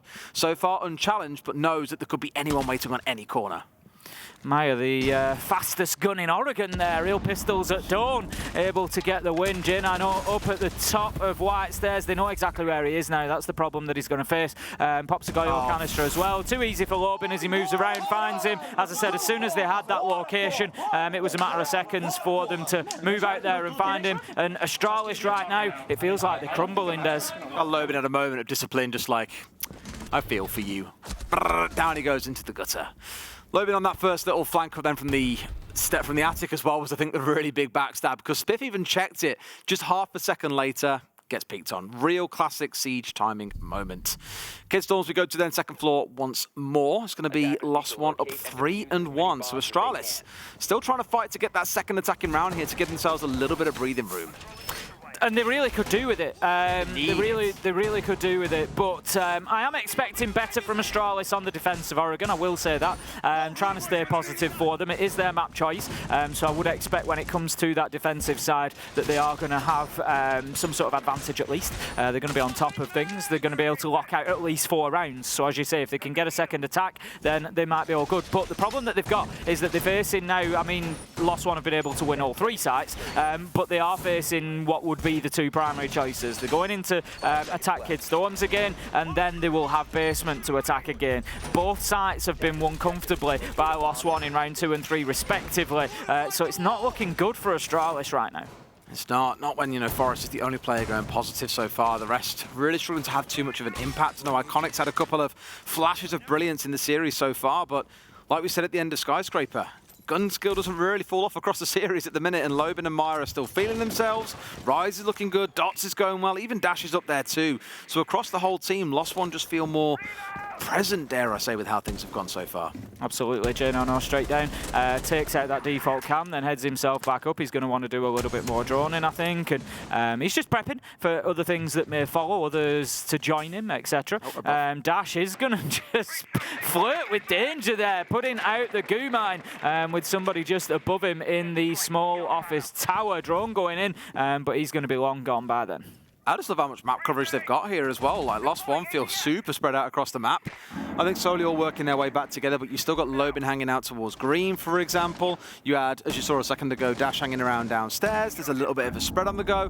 Just looking to force Astralis to have to chase them around a little bit, and whether or not it's trying to find engagements or not is kind of beside the point.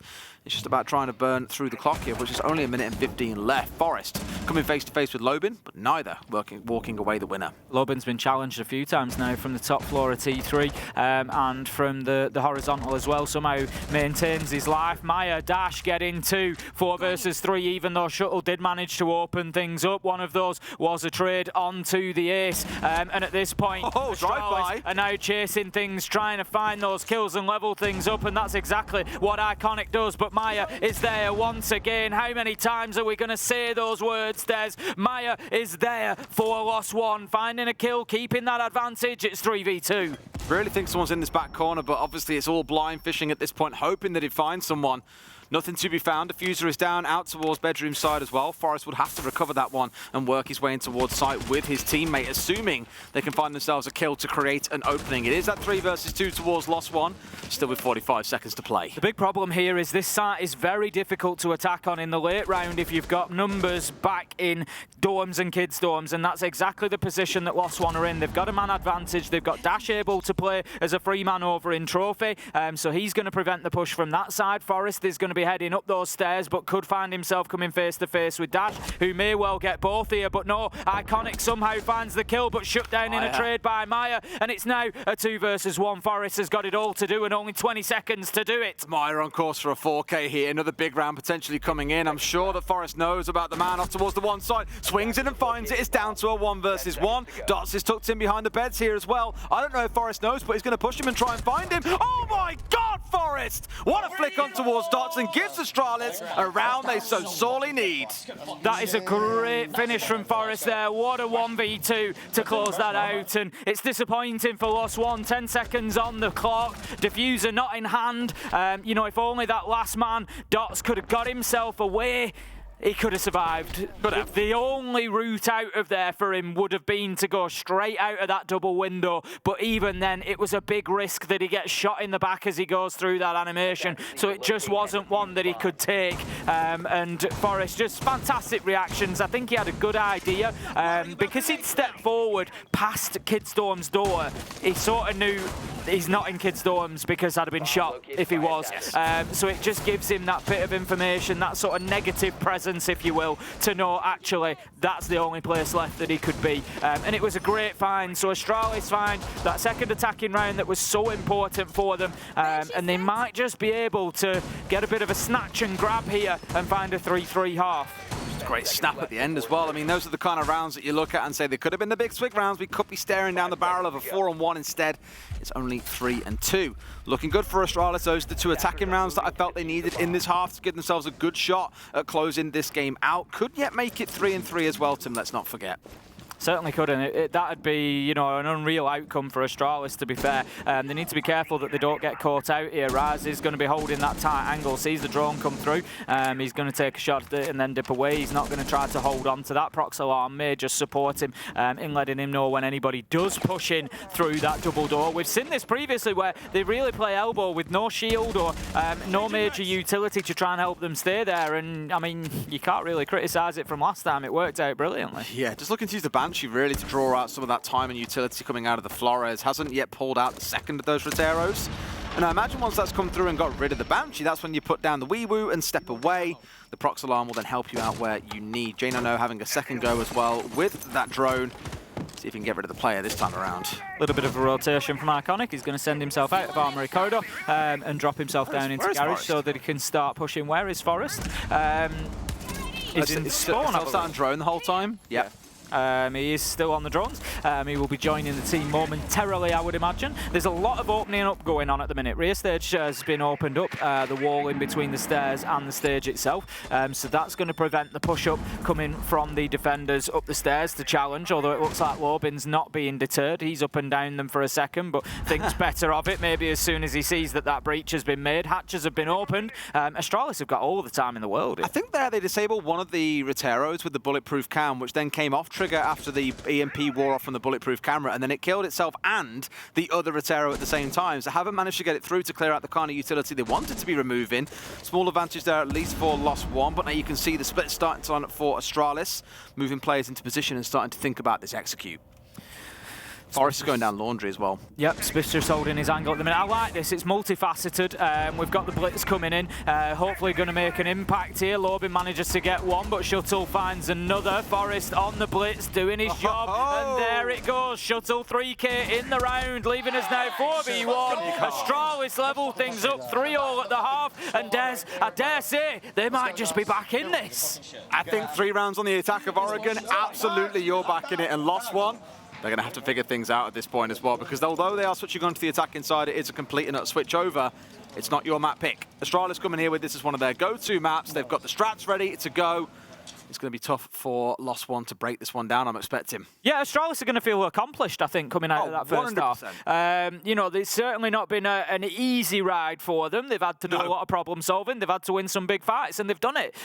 They've come out stronger on the other side, and like you say, now on to the defense of their own map. We have to expect that they are going to show us something a little bit special, and they should be able to go for that 4-2 half that will win it. You know, anything better than that, 4-2, 5-1, 6-0, will all do the job, and we'll see them put Oregon on the board for themselves and head into that third map decider on border. And it's that decider they want to get to, right? You know, at this point, you've got your back against the wall, you know, you're still down 1-0. You've got to fight your way through. Border maybe not the most ideal map for either side to come battling in here. The Death said this at the very start. The draft overall feels quite balanced between the two sides, and I'll go as far as agreeing with that as well. Still, in with a good spot. Here we go with Astralis' defenses. This is where Lost One are really going to be tested. It certainly is. and we will have them spawning mostly out over towards. We've had one over at construction. I'm not sure where the rest are coming in from. I think everywhere, Tim. I think a little bit. I think it is a little bit of everywhere. I think there's going to be attention at least towards Laundry and towards rear stage. But interestingly, Astralis have got 2 roamers out on the small office sides of things, just in dining and showers corridor at the minute. They can fall back down freezer. It's not a difficult route back into site, but it is something that Lost One either go, they can't, there's no 50-50 here. They either have to completely ignore it and go down rear stage and bunker, or they have to go in and clear them out. They're being chased away from Big Tower quite early on. Forest was feeling cheeky then. Almost, I think, got himself out and towards Rise, who was just rounding from the doorway. Didn't take any damage. It's only Iconic that's come away with a small scratch. And now at least it's the top floor control established. Maya and Co can start working their way down through Big Tower. Spiff is just going to hold in security. He's got the hatch open, so he can hold there for as long as he wants, really, until any serious challenge comes in. The reason that he's there and the security that it gives Astralis is that nobody's pushing freezer. While Spiff is there, they know that that's not something in sight that they need to watch. J9 nearly gets caught out there, does get hit with a bullet or two through the soft surface, but was fortunate not to lose his head in that engagement. Going to keep himself in kitchen for the time being, but the ceiling above him is slowly disappearing as well, and he will get caught out before he can get back to site. That's a big opener for Maya, but Lobin takes a lot of damage as well. Lobin will take the firefight here. I'm guessing not waiting for support to come through. Support is here. There's 2 of them pushing in, and Dash comes in to clean up after Lobin. 2 kills for Lost One, making a 3rd. They're just smashing them to pieces here, Tim. 2 have got back towards site. Forest and Iconic now holding down against the onslaught of 5 from Lost One. Yeah, this is not a good start for Astralis. There's 57 seconds left, so there's plenty of time. You could have been forgiven for worrying about that when they were still fighting on the top floor.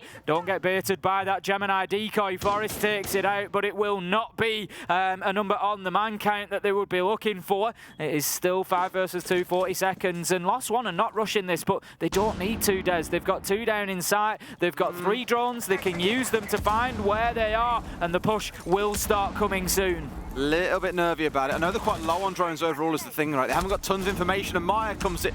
What has been in his breakfast today? Up to 9 and 3, Dash with the close. It's a flawless round for Lost One. I'm going to be looking at breakfast tomorrow to see what Maya has, and I'm just going to get the same.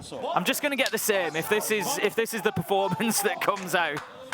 It's unreal how well he's playing so far this series. It's like he heard us again, as you said, talking about him being bottom of the team so far and how that shaped up.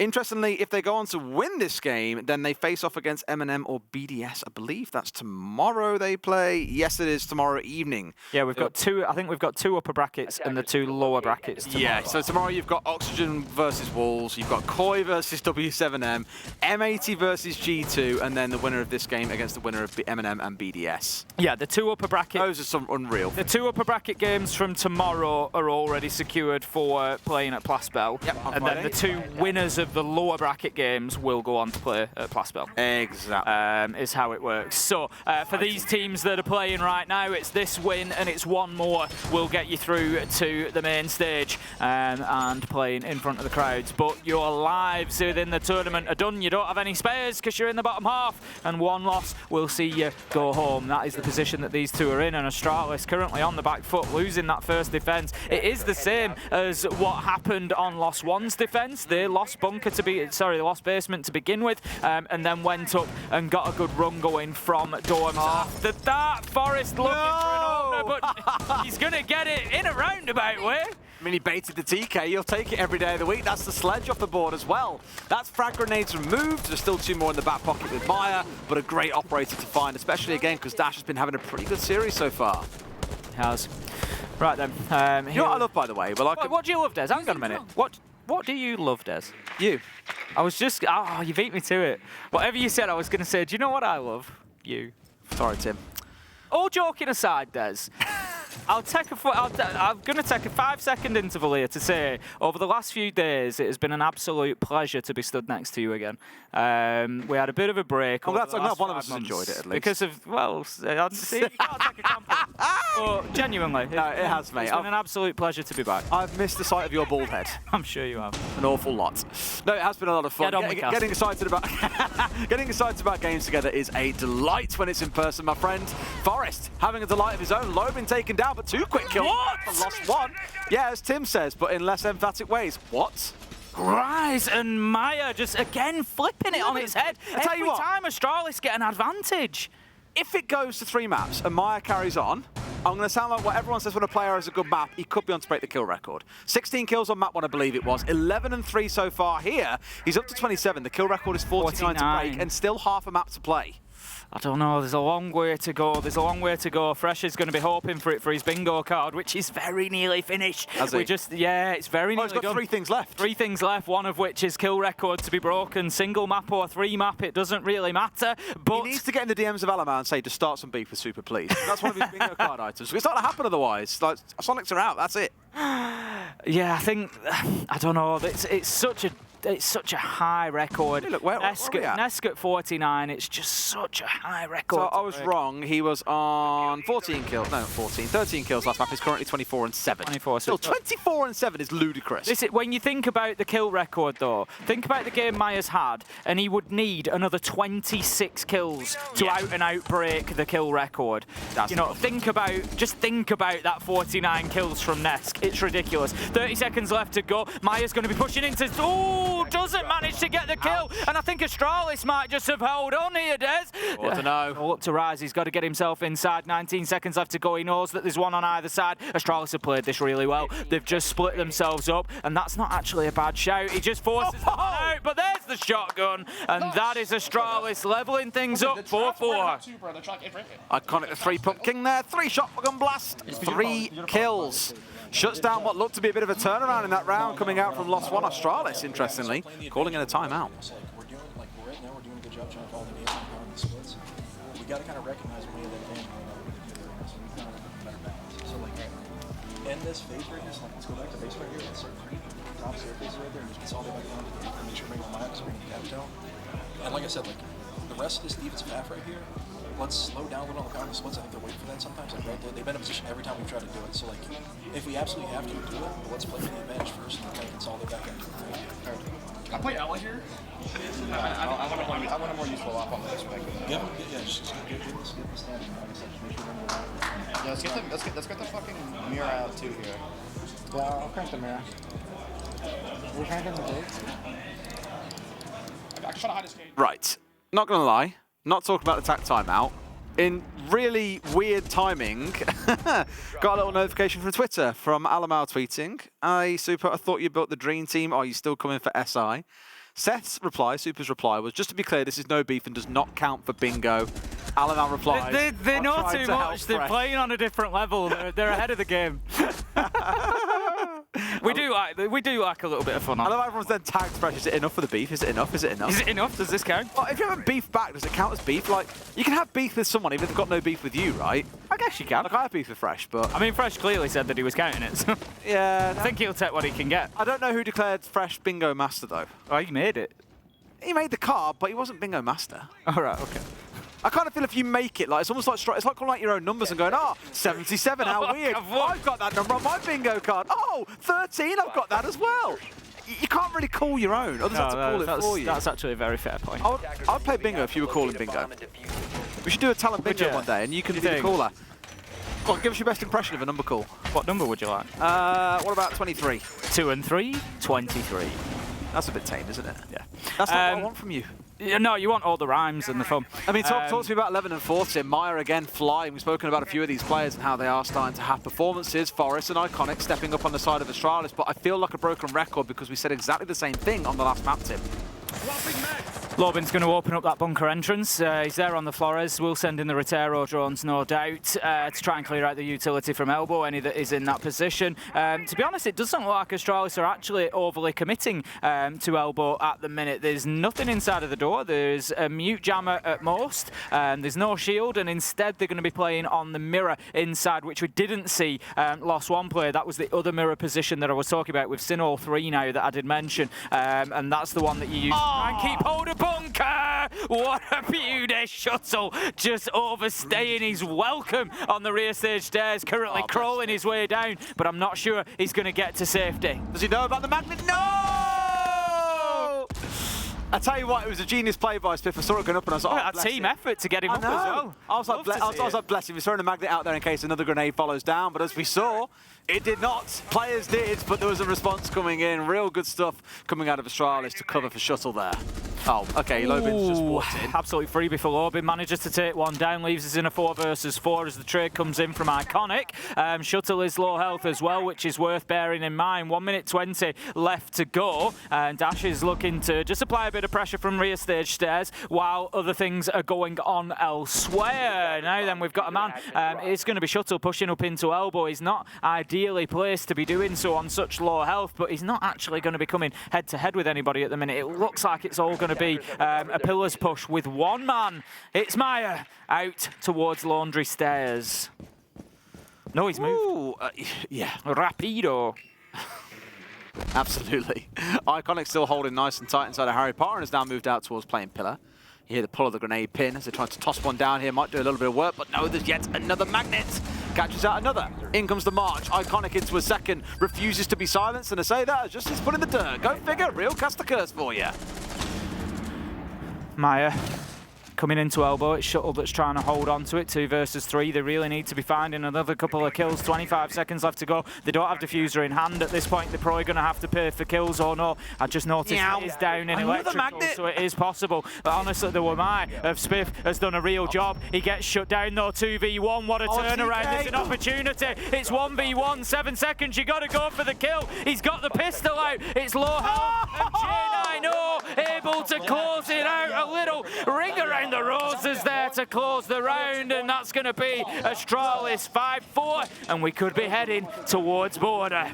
Flicking back and forth, it's unreal. Yes, they move up and they have that numbers advantage here. They are in control of the game. That was the downstairs site, mind you. You may well see Lost One bounce back, but if not overtime, Tim, I can definitely see Astralis taking this game. Here we go then. Offsite time. It is the offsite time, and this is going to be a particularly important round. If Astralis can get this, it pretty much seals Oregon for them. It's certainly not a done deal, but you would expect if they can get the offsite done, they can find one of those other 2 primaries that they've been able to lock down. So there's going to be an opportunity for them here, and Lost One need to make sure that they don't allow them to take it. It's going to be meeting and dining. It's a big presence up in T2. We've got some utility there. We've got a shield. We've got men above. We've got everything set up to try and prevent that rear stage push. Whew. Okay. Charlotte's going to hold on here and see if they can pull themselves up to 6-4. Force the issue towards match point. Mirror window going on upstairs as well inside of Attic. With that hatch open up, though, of course, gives them the ability to contest vertically. The thing is, as the attackers, really, you want to be getting control of that. Normally with an Ossa, you'll force your way inside big tower, you'll look to establish control, open up the wall, also open up vertically above, and control that hatch. Stop anyone playing above it to try and contest as you go for a plant from above. It's normally quite simple. But on the side of Lost One, they haven't bothered with that, Tim. They've got no shield on side, 2 hard breach gadgets in back pocket, plus a couple of nades. The rest of it really feels like a smoke execute coming out with the Capital, plus the flank watch out of the Nomad to cover things down. I wouldn't be surprised if they go for a similar style of execute with that kind of all in one direction, go for a push, but I just don't think it's going to be as normal, air quotes, as we're used to seeing for this site. No, we've got Dots at the minute just holding this long angle through into games, just trying to catch Spiff out, but Spiff is not going to give a toe further that he needs to. Oh, I was saying that. He's teasing him. Sends his thigh into view, but can't manage to land any shots. I hate it when you do that to me, Tim, when you tease a little bit of leg. Yeah. I mean, it's not that common. It's not. It is rare. but it's valued when you do it. Right, here we go. Dash sending the drones up Armory stairs. They've not really had too much of an answer to top floor at the minute. They've had the Buck over there for the longest time. Dots has been on rappel. They've not been able to catch anything out. Spiff's going to step out and take a shot at him. There's damage done in either direction. It's fairly even, but the Finker boost comes in and gets Dots back up a little bit before he gets slammed down by the Jaeger. And there's a second, a third for Astralis, and it's looking good for them on the third choice site. Really good so far. All of it being done by Spiff as well. Spinning on a dime, holding inside a game room, bringing down the two aggressors. That's the kind of start that you want, because now Lobin and co, Rise here, have to fight their way back in to recover lost ground. They've got one down in the form of Iconic, but that's a small slither of what they're going to need to win this round. And they got so baited by the down player that basically lost the round. Well done. Lobin is the only one left. I guess if anybody's going to do a 1v5, it's going to be Lobin or Meyer at the minute.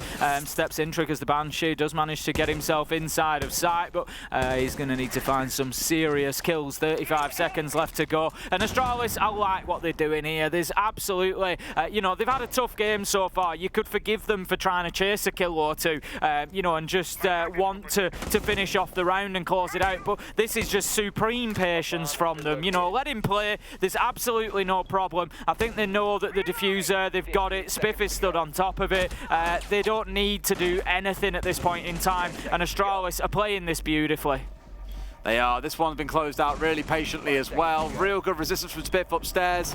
Feels like 6 and 4 is inevitable at this point. Nothing Lobin can do, obviously, in a 1 versus 5. That's that round done and dusted. One more, Tim, and we are guaranteed that third map of border. It's certainly looking that way. Lost one don't really have the answers right now.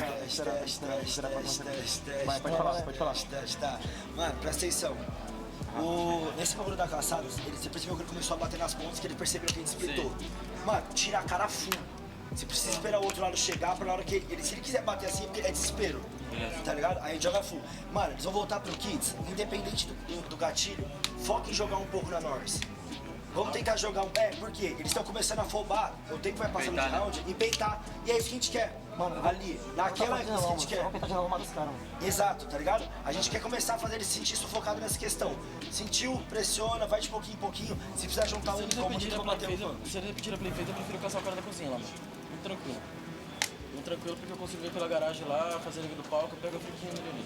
Beleza. Agora se ele não atira a play feita, eu fico usando nada. Yeah. Tá bom, vamos identificar então. Did I tell you that I learned Portuguese last night, Tim? Did you? Yeah. That's well done. Whole thing. It's no big deal. Not a big thing. No, not at all. Don't like to share about it. He was just saying there, calm down. Attackers need to locate and defuse Have a bomb. cuppa, calm down, carry on. And any Portuguese-speaking viewers watching are probably thinking, Des, you're talking a lot of rubbish there, man. Nah. Don't ask me to say a single word in Portuguese. I'm still internalising it, Tim. I doubt there's even a direct translation for cuppa. Crap, I've been found out. Foiled again. Foiled again by the good old-fashioned British cuppa. Normally it helps rather than foils me, but here we are. Okie dokie, timeout done. Dots across onto the Ossa here. So, okay, why do I even bother opening my mouth? Tim, you can talk.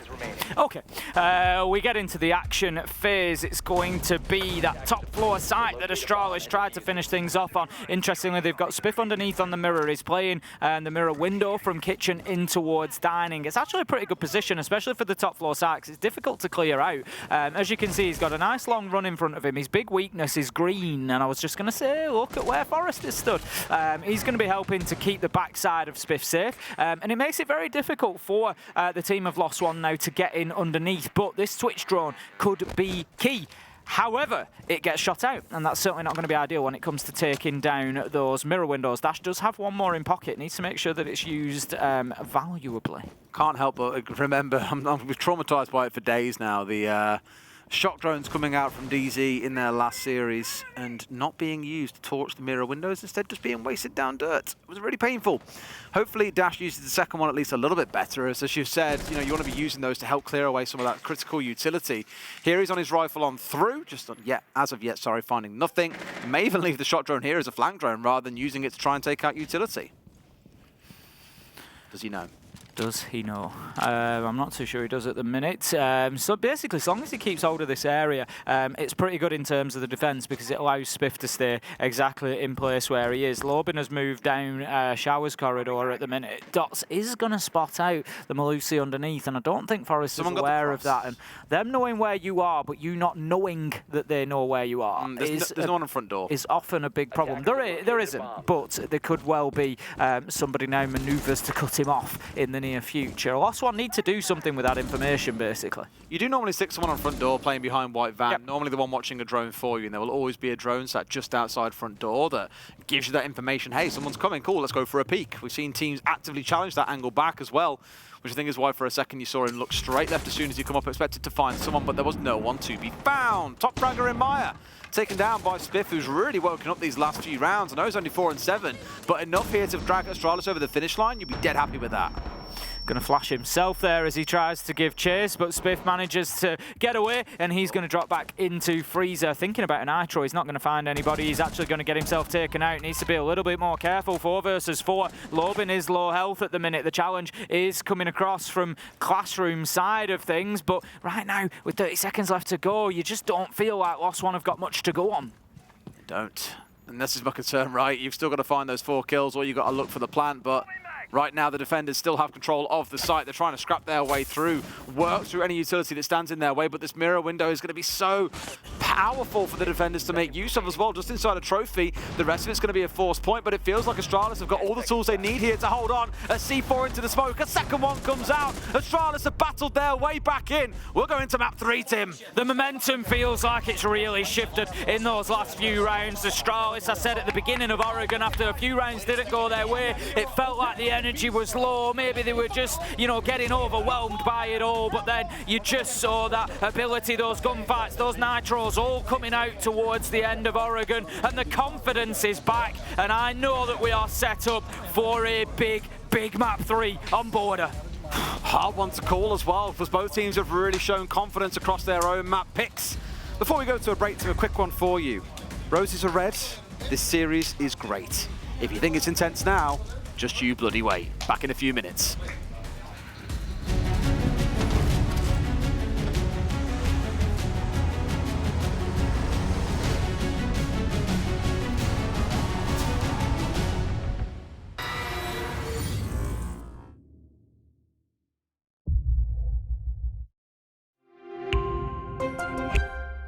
I'm Nicholas Morton, but you know me as Pingu. I'm a 2-time Rainbow Six Siege World Champion and former top Rainbow Six Siege player in Pro League. Welcome to my Siege Ranked Bootcamp. We're talking 20 seconds left on the clock, you got the diffuser in hand, what do you do? Play the way that you're comfortable with, because you have confidence when you're in this position, that is when you're gonna be at your very best. Good luck.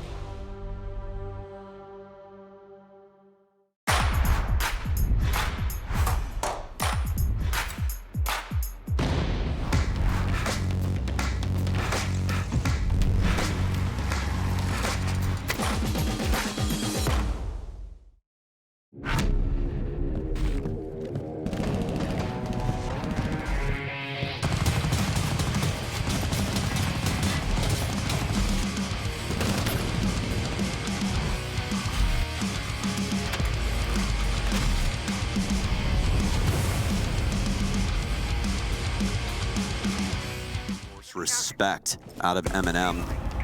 Shaiko and BDS have woken up on this map. It's their choice and definitely showing. Nafe with a nice pickup. Solotov goes down though, and I don't know if anybody's capable of getting him. Actually, they will safely pick him up off the ground. Blood in the snow, but still alive and breathing.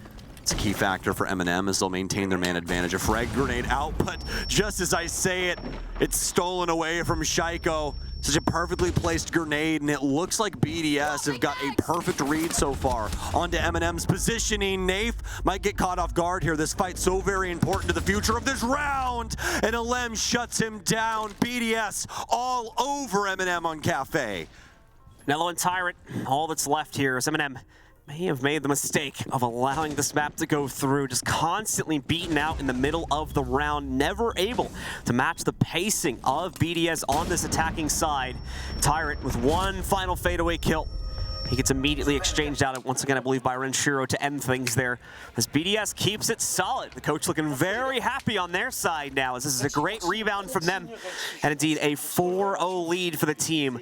Definitely something to be smiling about, as Eminem just does not have an answer on the defense. The communication from BDS right now is unparalleled on this map. The way that they're breaking down this information and able to make plays off it later into the round. You know, key factor there being Shaiko's ability to play off of the info and get that frag kill coming up white. A lot of positive things for this French squad.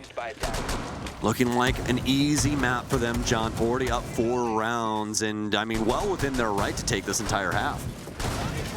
Certainly looking like it will continue to go that way. All the changes need to be made on Eminem's side of things. Need to figure out a better way to make these defiant stances, these bunker setups, these extensions out from the site, even the roam game, need to find a way to make sure it has success, because BDS are reading into it. And in Stokes mentioned, the communication too far on point. Even if you're able to get away with one, more than likely one of BDS's teammates will just re-exchange it a few seconds later anyway. Try to go full bunker, but this is not the way this map is generally played out. Gonna try to go up to the 3rd floor, where there really isn't a roam game too much to worry about here. It's just all played on a long horizontal game, as both teams will fight and scrap for control over that 3rd floor. Calibrating air compression. All set. Well, Renshiro with a huge bounce back from what we saw initially. Nice. Wow.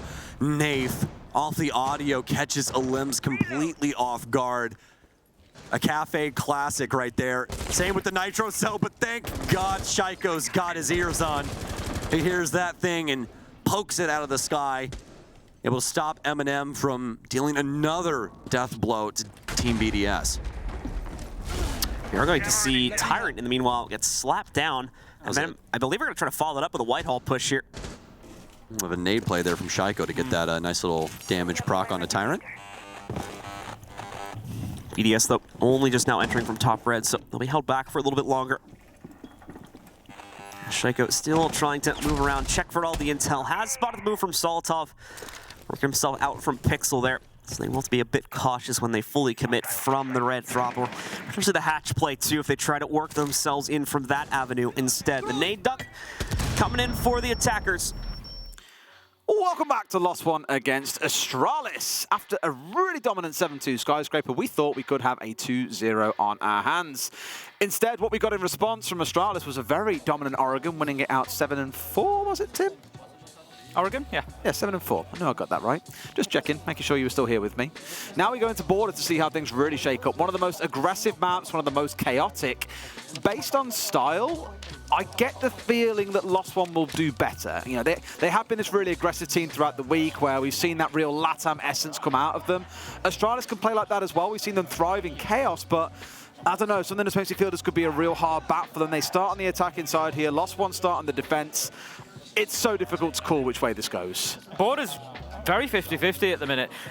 There's no major advantage, I don't think, that we've been seeing on either side of things. You would normally lean towards attackers for Border, but as you say, Lost One have already shown us that they can play well on this map, but Astralis in the last few rounds of Oregon there are very clearly up for the fight at the minute. I think this is going to be very, very close. I wouldn't be surprised to see 3-3 halves at all. Yeah, we've seen quite a few of those throughout the week. Absolutely. I really wouldn't. I just feel like this matchup last time went all the way in round 3, or very close to it in map 3, sorry, and I just get the feeling it's going to be a bit more of the same. I don't think there's going to be a overly clear outcome. Gross. I always remember that vault with the bailiff now netting into that kill. It's just absolutely horrific. Spiff's poor time in there, as you see in this replay. Just lots of fun little moments throughout the game. Just enough that Lost One could not get it over the finish line. Astralis doing enough with that 3-3 half to be able to convert it quite comfortably at the end of their defensive half. We'll get some stats up on the screen for you in just a second to see exactly how things ended out on there. I said already that it was a big map for Maya, did end on 12 and 7, but on the other side, I think a better spread of kills overall. 10 for Forest, 8 for Shuttle, 10 for Iconic, and then Jane and Spiff pulling up the rear a little bit there. Spiff, interestingly, 3 of his 4 kills coming in on the entry, Tim. This is it. It was it was a good round, a good map, particularly on the entry for Astralis. If you look across there, you know, overall, just putting themselves into the rounds very well. They're going to need to continue doing that. +4 overall? Yeah, they're going to need to continue doing that on Border. There's no two ways about it. But I think that Lost One might just have something to say about it. The other issue is that Maya and Lobin's still up there at the top of the scoreboard. You know, it wasn't a flash in a pan in map 1. Maya's continued, and again, if continues on, it's going to be a problem. 163 across 2 maps is crazy. I love the little graphic as well. 27-11. Admittedly, a lot of that being carried by the first map. Let's not forget he was on 202 EPS in just the first map alone. So that has been pulled down slightly by his performance on the second, but still, +16 ain't too bad going. Just Iconic getting the small edge here when it comes to the entry. Otherwise, hard to separate those 2 players. So going into Border, Tim, knowing what we know of the 2 teams, we've spoken an awful lot about Lobin, about Maya, about their early aggression, the way they like to play together. You know, we've really seen Iconic, I feel, warm into this the longer the series has gone on. Had a couple of good rounds back on Sky. Definitely warmed up once we got in towards Oregon. Again, we keep on saying it, but I think there's going to be a real bloodbath coming here through into Oregon. As that reminder, Astralis on the attacking side. They're the ones who have really got to show something special to kick things off before Lost One gets to have their swing of the bat. We're going to get into things as soon as we can do. We are just about ready to go. Have you got any poems, by the way? Have I got any poems? Yeah. I've got 1 or 2. Okay. That's what we're just about to get in. I wish I had one about the map starting. That would have been perfect. Yeah, I haven't got one of those. Can we make one up on the spot, maybe? I doubt it. Roses are red. You have my heart. It's Astralis versus Lost One, and we're about to start. Not bad, not bad. That's not bad for on the fly. I was trying to like work Border in there. There you go. Roses are red. We'll go into Border. So buckle up. I can't think of a really good end for Border. You've got to get the rhyme for Border. That's the problem. All I can come up with is order, and that's, that's just knocking 1 letter off. There's got to be another word like that sounds like order at the end. I'll let you think on it. As our operator bans come in, Flores is going to be the first one taken out. Ying has been a consistent ban throughout for Astralis, I think. Just a very powerful operator to try and get executes down behind. The Flores with the Rotero drones, particularly interesting as well. Just going to prevent a little bit of utility clearance there. Valkyrie, and I would imagine our last will be one of Solis or Azami, possibly. Maybe a mirror. We've seen quite a bit of mirror play so far, so that could also factor in. But no, it will be Solis. Solis I like to see banned out. We've seen an awful lot. Astralis have played it quite a bit throughout this competition. I just think it's a smart one to take off the table for Lost One. And on the other side of that, well, we spoke a little bit about the mirror impact that we've seen. It's still going to remain an option across these rounds. And I love the Ying ban. We spoke about it a lot for this map. We saw, which NA team was it earlier on making good use of it? I want to say it was DZ, but I have a feeling that's completely wrong. There was definitely an NA team that made use of it either way. Let's get into things. Lost One. Maya on the dock. Some of you may look at and just go, okay, that's a bit of a different one. Absolutely. I've seen 2 maps that Maya has played this on so far, Villa and Border. And on Border, it is played basically every single round by him. I think the fact that you have now the 200 HP stim buff coming through, you haven't got to chunk 2 or 3 of them into one player to get them back to full HP, it just means that you can make good use of it to use it where it's really required. Interestingly, always paired up alongside Lobin when he plays on the Oryx. Never using one of those pellets to take him back up to full HP after he's ran through a couple of walls, more normally reserved for a little bit later in the round. So keep a close eye when Lobin gets into a firefight if Maya is nearby to juice him back up again. Here we go then. This is it, Des. Map 3, round 1, Astralis versus Lost One. The winner will move on through the lower bracket and play tomorrow. The loser goes home. It is literally that simple. This map will decide it all. They've both had their moments. I feel like Lost One still have a little bit of an edge here. They do in terms of round count, and they've just had those big performances from Maya and Lobin. But there have been moments of excitement that have impressed me from Astralis. A lot of flanking, you know, a lot of good defense, but they're going to have to start us off with a good attack on Border. Oh, Lobin is trying to get himself away here because Forrest was on the hunt. I don't think he had any clue that Forrest was actually coming in through supply, but wasn't too far away to trying to catch him out, but he's already got far, far away and back up towards the rest of his team upstairs.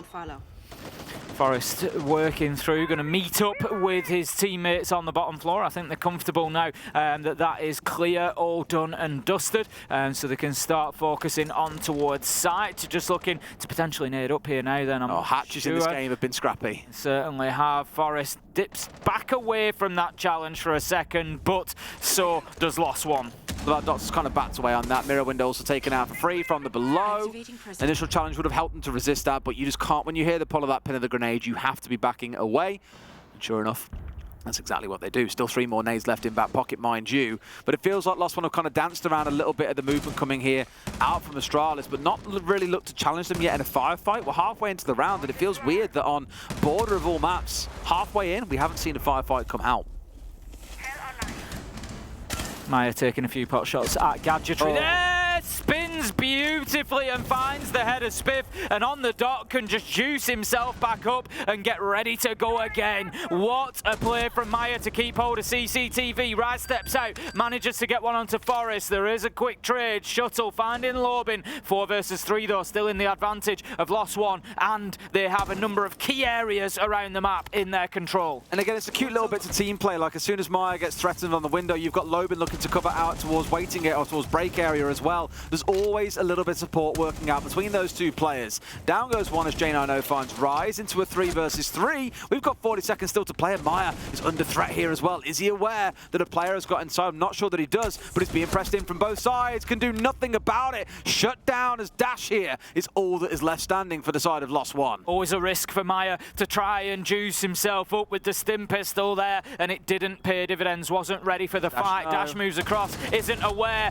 doesn't find the man as J9O steps out in archives, puts him down and closes out the first round for Astralis. Good attack from the NA side. Massive round for J9O as well. Pretty sure he closed out with a 3K there at the end of things, just taking names down from Lost One as he marched his way through the map. That was exactly how things started for Lost One back on Skyscraper, if you remember. Started out really powerfully, while Astralis have just done the same back onto them. Is that a telling sign for what's to come throughout the rest of the map? We'll see in round 2. We certainly will. We're going to be going once again to the same site, Armory and Lockers. It's going to be up on the top floor, and we're going to, I think, probably have a fairly similar setup. We've got the mirror on side. Warden this time, no Doc.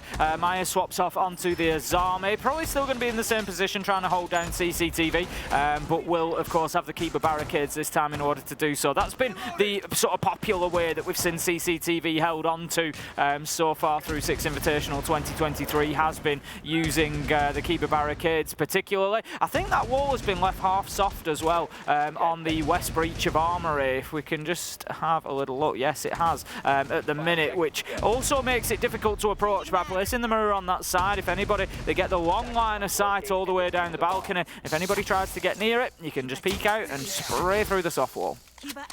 Well, Maya digging in deeper as well, not playing on the duck this time on the Azami that we've seen banned away throughout most of the series. Spoke about how oppressive this operator has been on so many maps that we've seen across this first week. Not at all surprised to see it drawing a number of bans or just being picked in almost every possible available round. Lobin's the one trying to get a little bit cheeky here. He was caught out here almost last time round by Forrest, and it feels like Astralis might have a bit of a sniff that he's in here once again. Forrest is hunting him down, but he manages to get away and up the stairs, back out to safety into, well, I was going to say maybe the waiting arms of Maya, but just remembering I was saying he was on the Azami, not on the dock this time around.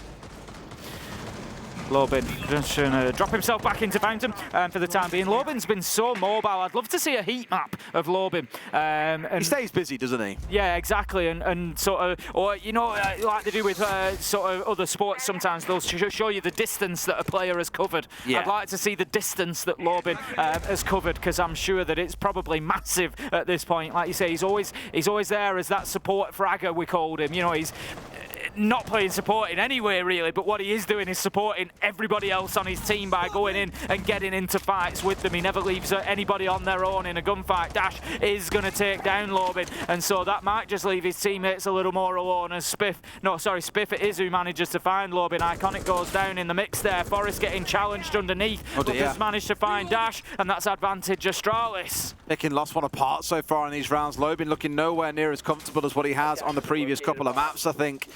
Although they play an awful lot of ball, and maybe just too many angles exposing him here, and his risky playstyle to being shut down. Maya almost being taken out here too, down to 5 HP, but takes Spiff away in the process. And there it is. This is what I mean about the number of angles on this map are just insane. Like, so much can be opened up. Looks like once again Astralis are going to win. I fall back to what I've often said about attacking here on border, or defending rather. If you want to defend successfully, the best way to do it, and it sounds sort of obvious, but the best way to do it is to keep the attackers out of the map, because once they get into it, like you say, there's so many different angles. J9 are able to step in and get that final kill there, and Astralis are demonstrating that for us. There are so many angles that can be opened up once you get into the map. Almost every wall is soft. You know, you can just get long lines of sight right across the top floor of the map, and it just makes it so difficult for defenders once attackers are in the map. So you have to meet them at the doors, you have to meet them at the windows, you have to try and keep them on those balconies. Yeah, Lobin's always been the player that, you know, would like to try and challenge early for the spawn peaks. Maya, I've always said, kind of plays just behind him. And then behind that, you'll often have Rise looking to bring up a slightly more supportive spot, but still willing to get involved in the mid-round gunfights. Here, honestly, it's been more Dash and Dots doing that. Those two kind of stepping away from playing the more supportive roles. We're used to seeing them on things like Mute and Smoke, and looking to stay busy around the map. Maybe another Lost One interesting strat coming out here. We had the cool setup coming out of Astralis with the mirror windows. We had Lost One rocking out the castle barricade set up inside a geisha on Skyscraper.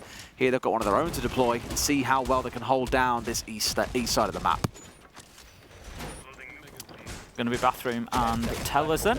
The thing is for Astralis, this is going to be fairly similar. It's going to be getting to the top floor, take control, sweep across, and then there's just a little bit on the end of getting themselves down into sight. So it's really the onus is on Lost One for what are they going to do differently, because the problem that they face is that they've got to hold on to top floor with fewer personnel than they did last time around, with Astralis sweeping across that top. So it's going to be very difficult for them. I think entry kill is going to be important. I'd like to see a bit more aggression coming out of Lost One. As I said, get up to those windows, get up to those doors. You know, I'm not talking necessarily spawn peaks, but get up there and just prevent them from getting into the building freely. The thing is, I feel like Astralis aren't, you know, outpaced, like really rushing through this game either. It's the same as the SSG game earlier on against M80. M80 weren't like right up in SSG's face, but neither were they super passive. It was enough to, you know, be there and be present for a fight, but not enough that you were overextending and being punished for it. I feel like Astralis in these two attacks have been very, very similar. They haven't looked to meet Lobin at every window and doorway that he's peeking on, but have looked to catch him when he's retreating back from that. So really their pace and the ability to catch these players have Lost One before they get back to safety. That's where a lot of these early rounds are being defined. Spiff thinks about the nade, but then just drops back, puts it back in the pocket, gets the gun back out and continues the push forward. He's got Iconic in support as well. Dash is at the bottom. This is going to be a freebie. No, it's not. What a kill from Spiff there as he manages to find the headshot onto Dash. I thought for all the money that he was going to step into the line of sight and lose his life, but no, the Oryx taken down. Spiff continues that push on down the bottom. This is looking so good for Astralis right now. It's running away from Lost One quickly. They're going to get one back as well, but Rise has at least got one here. Maya into a second, but Forrest steps in. He's going absolutely nuclear in these first few rounds. Maya left alone, finds one on the drop spins for a second, but can't find his man. Down to a center of HP, J9 rounds it out. Astralis have got 3 rounds on the bat, Tim, and sure enough, there's a timeout being requested by Lost One. No, I didn't know exactly where it was. You're fine. Tá, mano, presta atenção. Vocês estão jogando cat sim. Vocês não estão strafando, não tá pegando intel. Pô, eu falei... Ô, Léo, tô capita, caralho. Bora levantar esses moleque, porra. Não quero você quieto não, caralho. Pô, acabou o round, conversa setup, guys. A gente falou hoje, mano. Pô, como agiram, como jogaram, como eles estão jogando. Tá continuando na leste? Pô, beleza, como a gente vai jogar em cima disso? Vocês não conversaram um setup, caralho. E já tá começando a comunicar. Ai, tá aqui, tá se matando. Bora, caralho, é o último mapa da porra do nosso solo, caralho. Nada a perder, porra. Vamos, caralho. Bora, caralho. Bora, porra. Troca tiro com ele, até o final, caralho. Deixa os caras entrar não, mano. Você não. Mano, é o seguinte, a única que tá fazendo é a entrada da leste da porta, tipo, não sei. Se eles entrarem, dá pra fechar. That is so far the most animated that I've seen Norris and the Lost One boys during a tactical timeout, really knowing that their backs are to the wall here. You know, this is different than the TAC timeouts that they've had before. These are different to the ones that have come in group stages. These are about fighting for your life. You are 3-0 down. You are 4 rounds away from going home. I've seen Norris quite animated a couple of times this week, but never really in kind of a intense fashion like we just saw there, right? Like, if we had like a translator that would sound a lot like Fabian. I don't think he was full on losing his marbles in the same way that Fabian was a little bit towards G2 earlier, but it was very much a, look boys, we're better than this. You know, you're sitting there, you're being a little bit mopey, like, you know, no, none of that. High energy, that is where we thrive. Let's get it built back up again. Let's really put the drive in. I think even if you don't speak Portuguese, you can tell that, Tim. Sometimes it's what's needed. You know, at the end of the day, they're all here with a common goal, and that is to win the title. That is to go all the way and win the hammer. You know, to lift the hammer at the end of all of this. And so, you know, sometimes, yeah, a fire does need lighting. You know, look at the turnaround for G2. They went on, they won the game, they then won the next game. They've saved themselves twice in a day in the lower bracket, and they are still fighting. And sometimes it does just take, you know, those words from a coach to fire a team up. We'll see whether that is the impact from Norris, but I am a little bit concerned that words might not be enough here, Des, because Astralis, they are looking great at the minute. If you're an NA fan, if you're an Astralis fan, you're going to be liking what you see on the attack of border. I think it's mad just knowing that we only have 6 teams that can go through to playing at Plaspal on the weekend, you know. We had 16 teams at the start of today. We'll be down to 8 by the end of it, and 2 more go home tomorrow. And there are so many that I feel are really deserving of that chance to play in the arena as well, but just knowing that not every single one can is honestly insane. That's tournaments. That is tournaments. We're going to have the nade going in from Iconic. Forest will actually be downed. He's going to be finished off as well, but the trade comes in. It was Dash that got the kill. Dots that gets taken out. Leaves us in a 4 versus 4. But look at this aggression coming along from Iconic. Manages to find the kill as well. Brilliant play from him. Unbelievable step forward as well, with real pace behind the EE1D. Looks for this trade, but can't find Dash before he slips away. Now surely must know, and he does know, but Lobin's a little bit better. 3 versus 2 for Lost One. It looked to be going so well for Astralis, Tim. A little bit of siege time in for Iconic there, I think. A second before, and he's got a clear shot into the back of Lobin, but unfortunately comes out the worse off in the merry-go-round around the metal detectors. Dash gets cut down though, and this brings us back to a 2v2. And there's a real opportunity for Astralis. Spiff taking a little bit of damage, needs to make sure he doesn't overcommit to that gunfight, maybe relocate, readjust, and see if he can find a better angle. Such a wonderfully weird angle this one as well, through Bleepers to into small office. It's tight, but you can find a couple of shots through, as we almost saw Lobin losing a few butt cheeks on the way through there as well, down to half HP. Spiff finding those 1 or 2 shots, but nowhere near enough to finish him off. Gennaro getting himself up onto the rappel, onto the balcony to push in and support. He's going to be drawn in for the time being. 45 seconds left to go, so there's no reason for Astralis to rush this.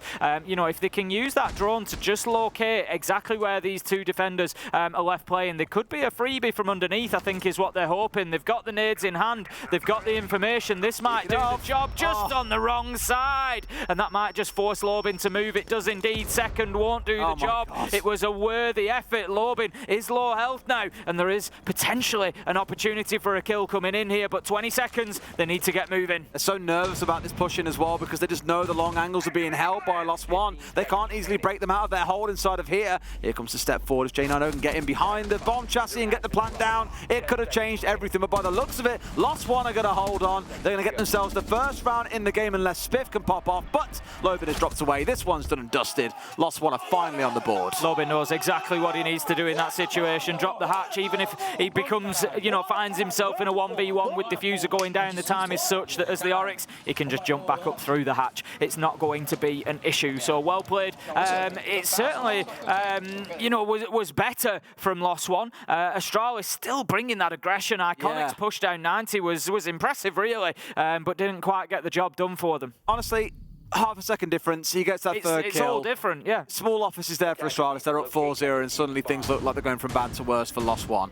So it's on that level of fine margin that we're talking between these 2 teams. I know still we've got Astralis in the lead, but for Lost One, that'll be a little bit of motivation to get them back on the train here and moving forwards. Just opening up the rotation then from Fountain through into CCTV. The site is going to be ventilation and workshop this time around.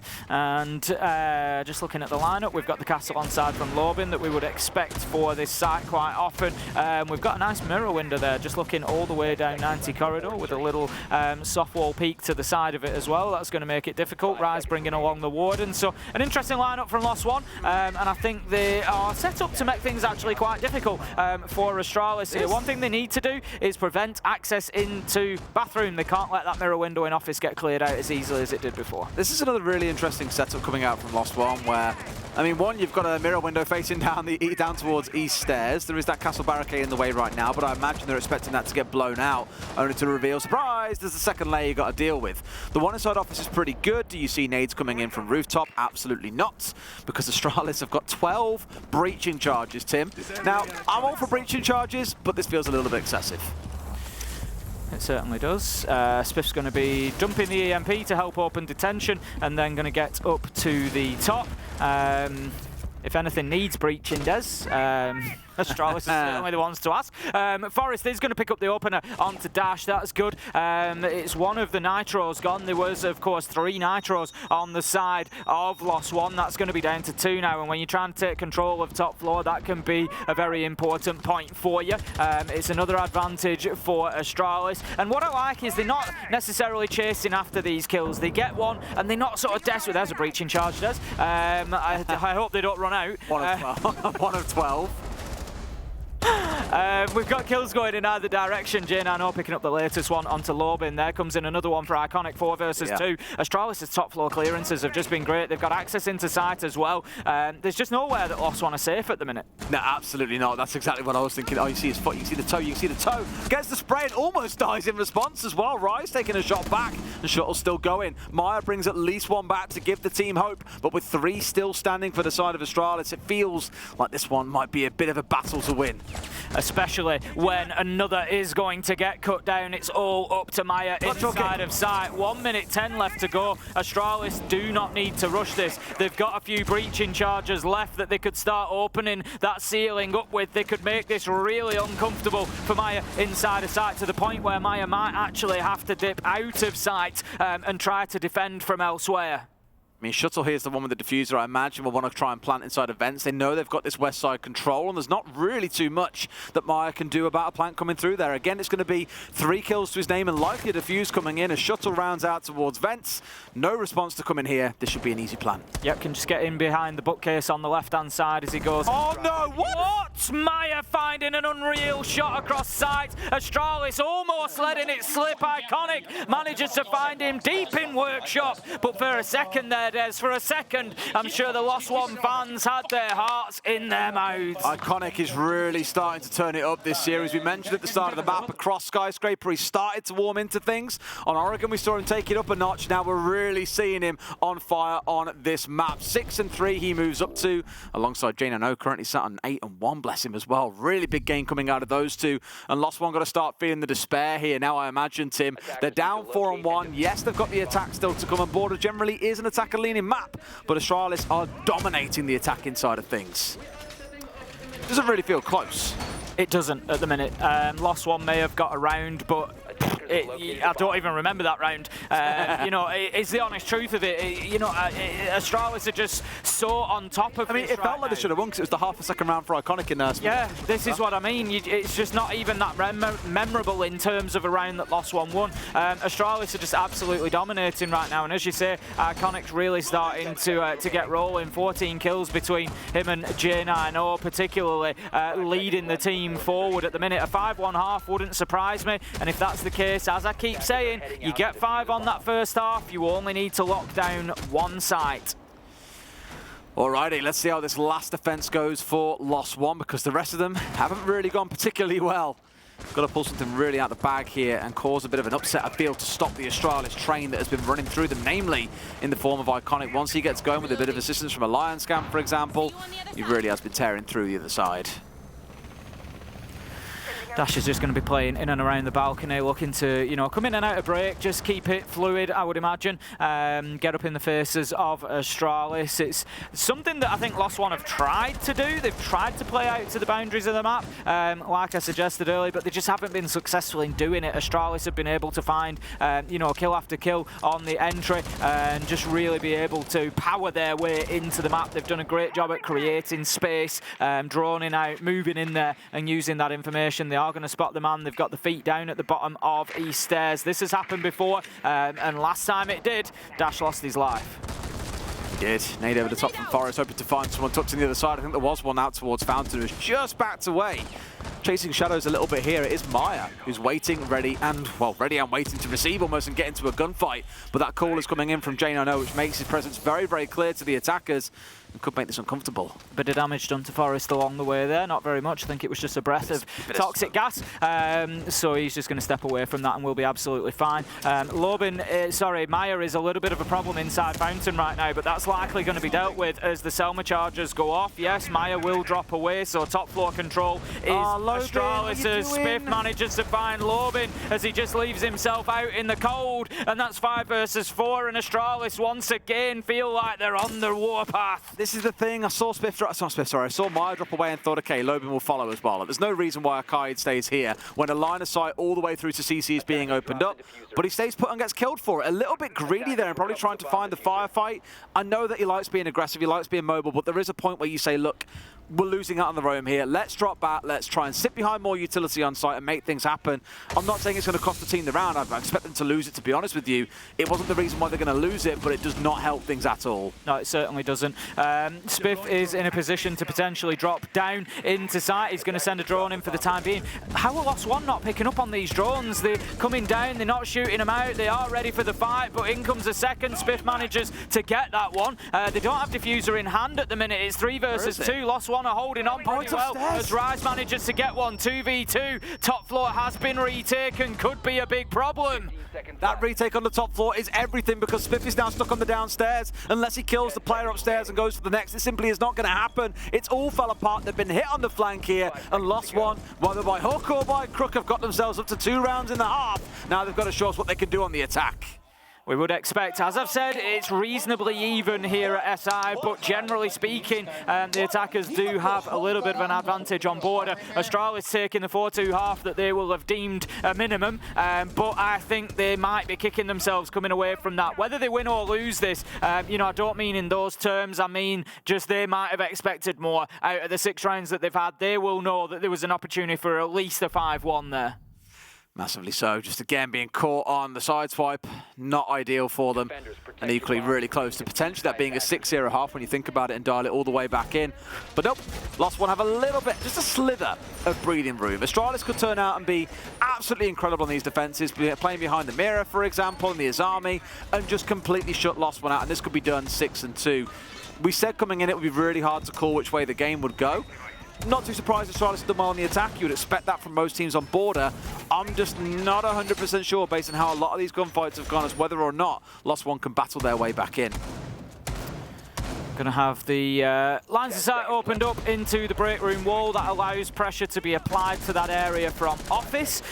Just really gives those longer lines of sight. It's going to be interesting to see the differences here between the Lost One defense and the Astralis defense. Going to have the Banshee just placed outside by oNe. That will give some early warning. It will also make it difficult to approach the mirror window, which has been played on that wall. Of course, you can run up, you can smash it with a melee hit from the outside, but by getting caught in that Banshee, it makes it a lot more treacherous to do so. The Banshee's really interesting. I've seen Evil Eyes put outside before. I've seen Bandit Wires put outside before. I don't think I've seen a Banshee out there before, though.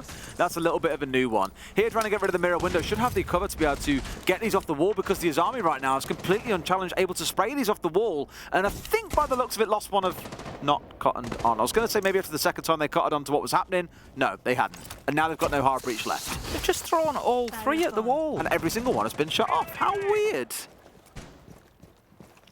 They'll be kicking themselves for that later. I'm baffled. At the point where 2 have gone, maybe you stop. You must know that somebody's shooting them off, and you think, where are they getting shot off from? You don't think it's electricity. You can see with your eyes that it's not. Very strange from Lost One. They are going to try to push in towards break. oNe just sending an impact nade out there. He's going to come under some pressure if he's not careful, definitely. Needs to make sure he's not over-committing here. They want to be holding on to this position for as long as possible, because he is, of course, supporting the Azami of Iconic as well. But Lost One, they're going to have to find a way into sight that does not rely on hard breach. Just heard a mirror window taken out as well, so Dots, I imagine, getting to work on those shock drones. For a while, oNe might actually get into a fight, but no, for now at least he has eluded that one, keeping himself quite safe, not going over-aggressive on the peaks on towards that south balcony, but has to be careful about pressure building up all around him. Lost One still trying to figure their way through this setup as well, with only 60 seconds or so left on the clock. It's looking a little bit ropey, Tim. Certainly is. There's still that battle going on break door. Somebody's going to have to take a move, and it's going to have to be the attacker. It ultimately is. Rad steps forward. J9O manages to get the kill. Dots gets one onto Forest. And we find ourselves with Lost One pushing in, getting aggressive and getting kills here. 4 versus 2. All of a sudden, Iconic moves back into sight, gets one. Can he find himself any more? He's going to need to. It's 3 versus 2. What a shot from J9O. It looked like Iconic for a second, but it wasn't. But they've somehow leveled it up. Diffuser is in Maya's hands, but, oh, just looking away at the wrong time there. J9O Iconic shut down by Dash, and that is unfortunate for Astralis. They fought back hard in the middle of the round there, but were just unable to get it done. It's one of those big rounds as well, because 1, it sets the tone for the second half. 2, it keeps the round difference to just the 1. If Astralis had won there, we'd be sat at 5-2. That'll be a long hill to climb for Lost One to have any chance of battling things back in, staring down the barrel of a very unfortunate scoreline. But here, they give themselves every opportunity to drag us closer and closer towards overtime, if not a win. Well, let's continue, shall we? We're going to head down to Ventilation and Workshop this time around for Astralis' next site. Again, they're going to have to hold on to that top floor, and Lost One, I'm impressed. I didn't think that was going to happen for Lost One, I'll be honest. You know, after they threw 3 Selma charges onto the wall, having each one shot off, they had no hard breach option, couldn't get themselves into break room. I just didn't see it going like that. But, you know, like you say, by hook or crook, they managed to get that job done. And it was impressive. They just went in and won gunfights. And the thing is, I think that's something that Lost One could do a little bit more. Be aggressive and rely on the gun skill. Lorbin, Maya particularly, we know they've got it. You know, go in and get those kills. We've seen Dash have big games as well. Get it done. Just go in and take the fights. I can't wait to see those cans catch someone in the middle of this round. I can just see it coming when Lobin, for example, is locked in on charging his way through. The only saving grace, looking at it, might well be the IQ being brought along. It's rare that you see this being brought in, unless we have a Valkyrie on side, which of course is banned, or in some rare cases, Echo Yokais, but definitely less so lately. Forest wants out of this window. He's ready and waiting. He's waiting for the repel sound to come through, but this window's going to get sprayed out, and that's the dead giveaway that someone was looking to cause trouble. Dots is applying pressure from the upside down repel. And he can't send the drone in. The Mozzie Pest is going to stop it. How about that for an opener though? Spiff's going to take down Lorbin, and that's a big start. The Warden inside of sight. I'm not sure exactly where Lorbin was pushing there to expose himself to a position inside of Workshop. Must have been trying to, we've seen it a few times from Lost One, just trying to walk into sight essentially. Yeah, he was just outside. I'm not sure. That must have been aggressive from Spiff though. He must have stepped up towards the front door. It might be the Arna's like fell over though, and also taking the death meter down with her a little bit, or the death icon down a few. Probably was on the front door just as a challenge though. Swung out from the server, looked towards front door, found the kill, and then back inside. Drones will continue across, going to be taken out. How many are left? Only 2 drones left on the side of Lost One, Des, and there's not even a Solis on the side of Astralis. That is a big loss of information, especially with the Iana gone as well. You can't rely on those Gemini decoys to go in and feed the information back for you. That could be a big problem for Lost One as this continues. There is a mutant Mozzie. Good bit of team play between Rise and Maya here as well, just forcing J9O back into the line of sight for Rise, who could not fight both angles at the same time, and they get one down. Do they know about this player sat inside of office though? Because Forest, he is ratting out for all his worth right now. And in comes the round, but Dots finds the shot. Down he goes, 4v3 for Lost One.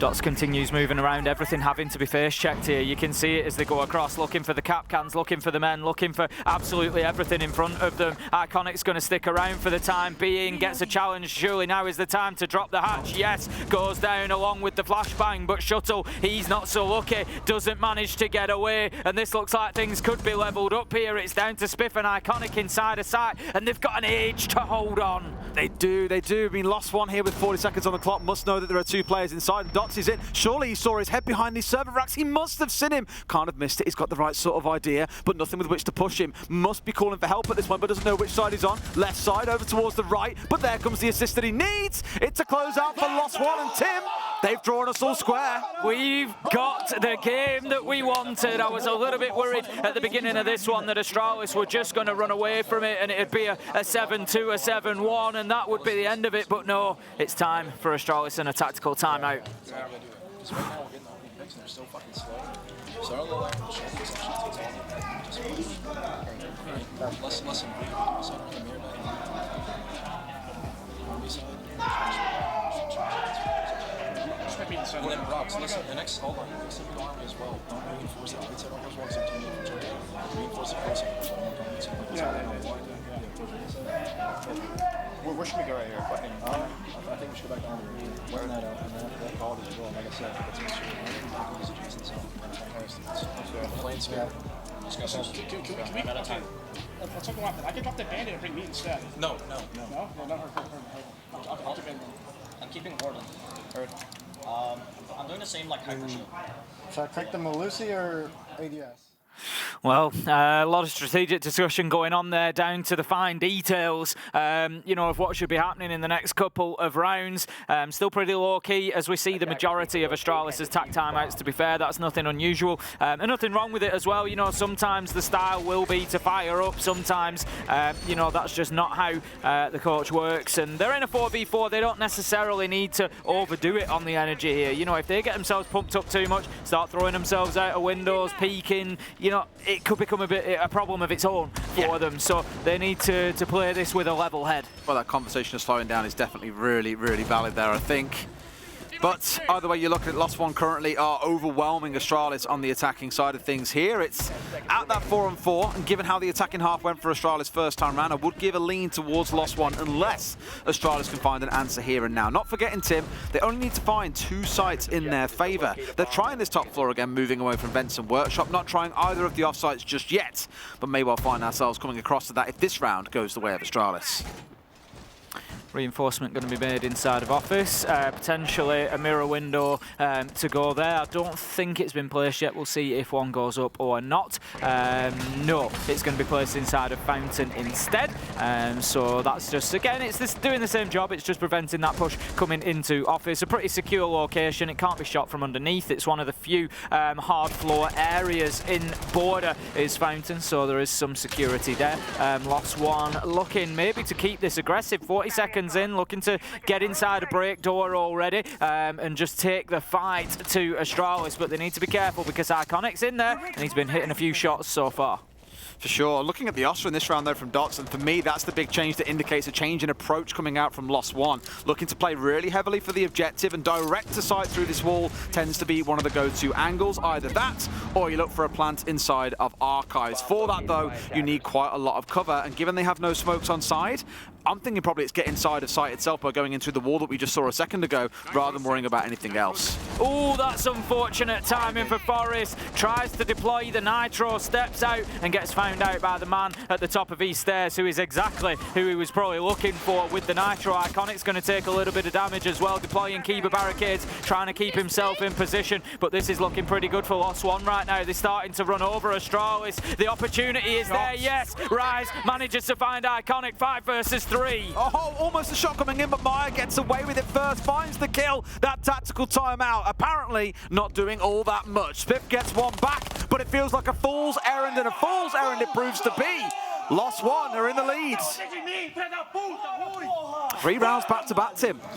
They are starting to just gather momentum at exactly the right time here. And it's Astralis that are certainly backs to the wall now. 5-4 down. Lost One looking for 2 more rounds. That is all they need to push themselves forward here at SI and into a matchup tomorrow to keep themselves in the tournament. Astralis, of course, if they lose, or whoever does lose, will be going home at this point. Astralis, they're going to take us to bathroom and tell us there's a lot of changing of sights here, Des. It just feels like there's maybe a little bit of a lack of confidence coming in.